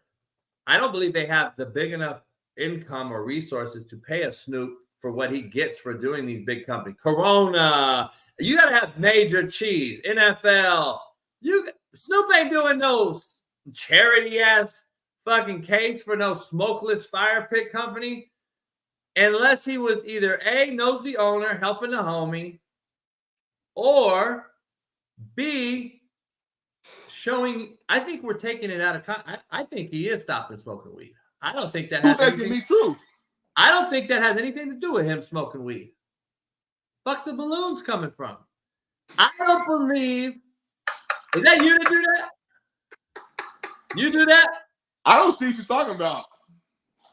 All right, so I think Snoop is stopping the weed. I truly believe he'll stop the weed. I think he found out some shit from what I've done it, figured out. I think he's dove into some shit from the big people that have money and said, there's some shit to it. Because Boosie came out. Who else? Who was it that came out and said they stopped it? Meek Mill. So you think they all got duped? So JB got duped, but not Meek Mill? Shut the fuck up. No, if you got duped, everybody got duped. The only thing is, though, Meek Mill's from Philly. He's an East Coaster. So if he gets duped, he get a pass. You are the West Coast. You are Cali. You are Compton. You are the LBC. You are LA. So if you got duped, that's a different Meek Mill knows Snoop. I'm sure they got their phone number. You know he Snoop. He could call him. Yeah, but not like that. He could call him. I would never get duped in anything going on in Indianapolis, Indiana. That's all I'm saying. So guess what? I'm not doing, D. Jones. Apologizing because I don't fucking apologize, motherfucker. I'm sticking to my story. Hey, D. Jones, right up. I'm sticking to my story no matter what the fuck. I'm dying, Smitty. To defend you, JB, has anyone saw Snoop actually smoke the blunt since No. So we don't know. He hasn't. And I don't think he is. I think that was real. I'm with you, JB. Am I missing something? I don't get the whole ploy of him smoking weed against this smokeless fire pit. I think they're two completely different things.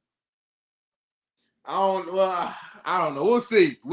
We shall. If it's that deep, no, be honest though. Real shit. If it's that deep and we really got to dive that deep into a fucking he got us ploy, like this is punked, then we got way too much time on our hand, and that's why we're fucked up in society. He's a marketing genius. I'm gonna be real. I'm gonna be a real. Literally. I don't see it. I don't see how that's a marketing genius. It would almost be like JB. I'm trying to think. I can't catch up. It'd be like tomorrow if you posted like Coach JB is back coaching, but that's all you said though. Like you didn't say shit else. So everybody like, oh fuck, like who's hiring? And out of nowhere, like you drop a fucking ad 2 days talking about like I don't know, like I'm live coaching. Yeah, I get it. But that's dumb. I wouldn't do that though. It's dumb to me. Hey, you should. You definitely should do that. I might just give you a good little. You know what I mean? Yeah, no, Snoop did. Snoop did it, not you. All right.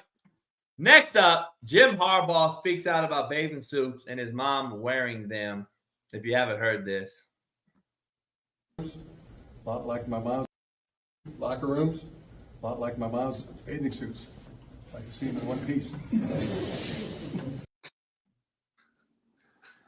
He showed he got a little sense of humor. No one likes, a lot of people think Harbaugh just super square.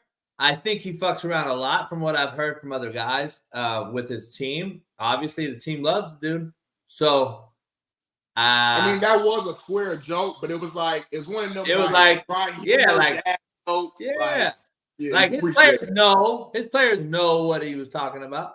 I like it. He's keeping his team loose. He can still be around them all week. He's got to keep them loose. They're about to play Ohio State. I bet you this is if you have to ask, other than the Super Bowl, and he could even maybe argue that this is even bigger than that for him. I would argue. Like, I would love to have that debate, talk with him and say, listen, is this a bigger game for you than the Super Bowl in Frisco when the lights went out?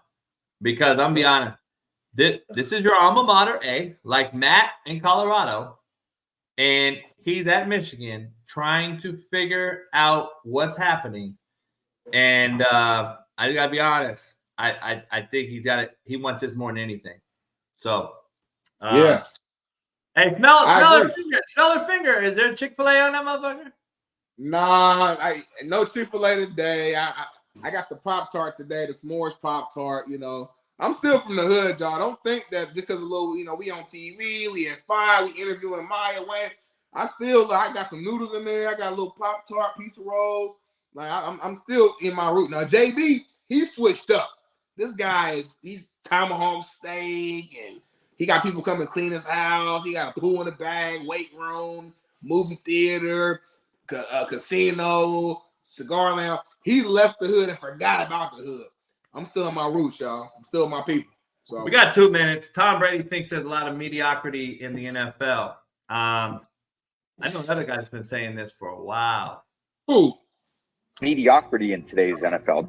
I don't see the excellence that I saw in the past. Why not? And why not? I think the coaching isn't as good as it was. I don't think the development of young players is as good as it was. The rules have allowed a lot of bad habits to get into the actual performance of the game. Mm-hmm. So I just think the product, in my opinion, is less than what it's been. I look at a lot of players like Ray Lewis and Rodney Harrison and Ronnie Lott and guys that impacted the game in a certain way. And every hit they would have made would have been a penalty. You hear coaches complaining about their own player being tackled and not necessarily, why don't they talk to their player about how to protect himself? We used to work on the fundamentals of those things all the time. Now they're trying to be regulated all the time. Offensive players need to protect themselves. It's not up to the defensive player to protect the offensive player.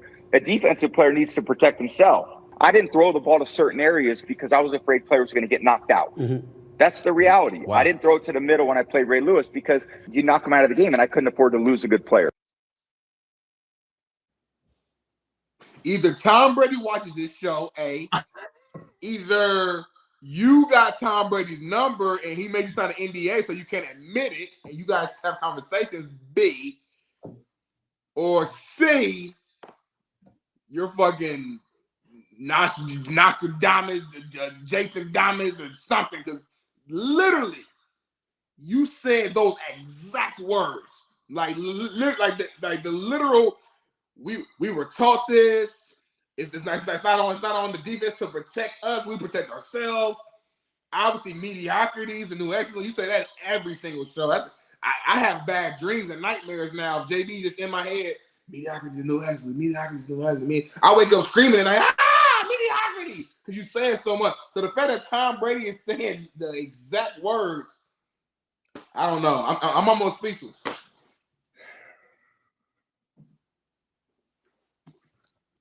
I don't know. But what do I know? Fuck it. We'll just end it. We'll end it at that because, Mahomes feeling it.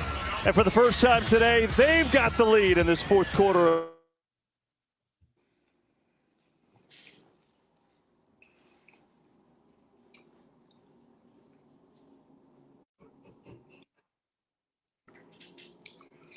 JB, before we go, can you show that exclusive behind-the-scenes clip we had at audio?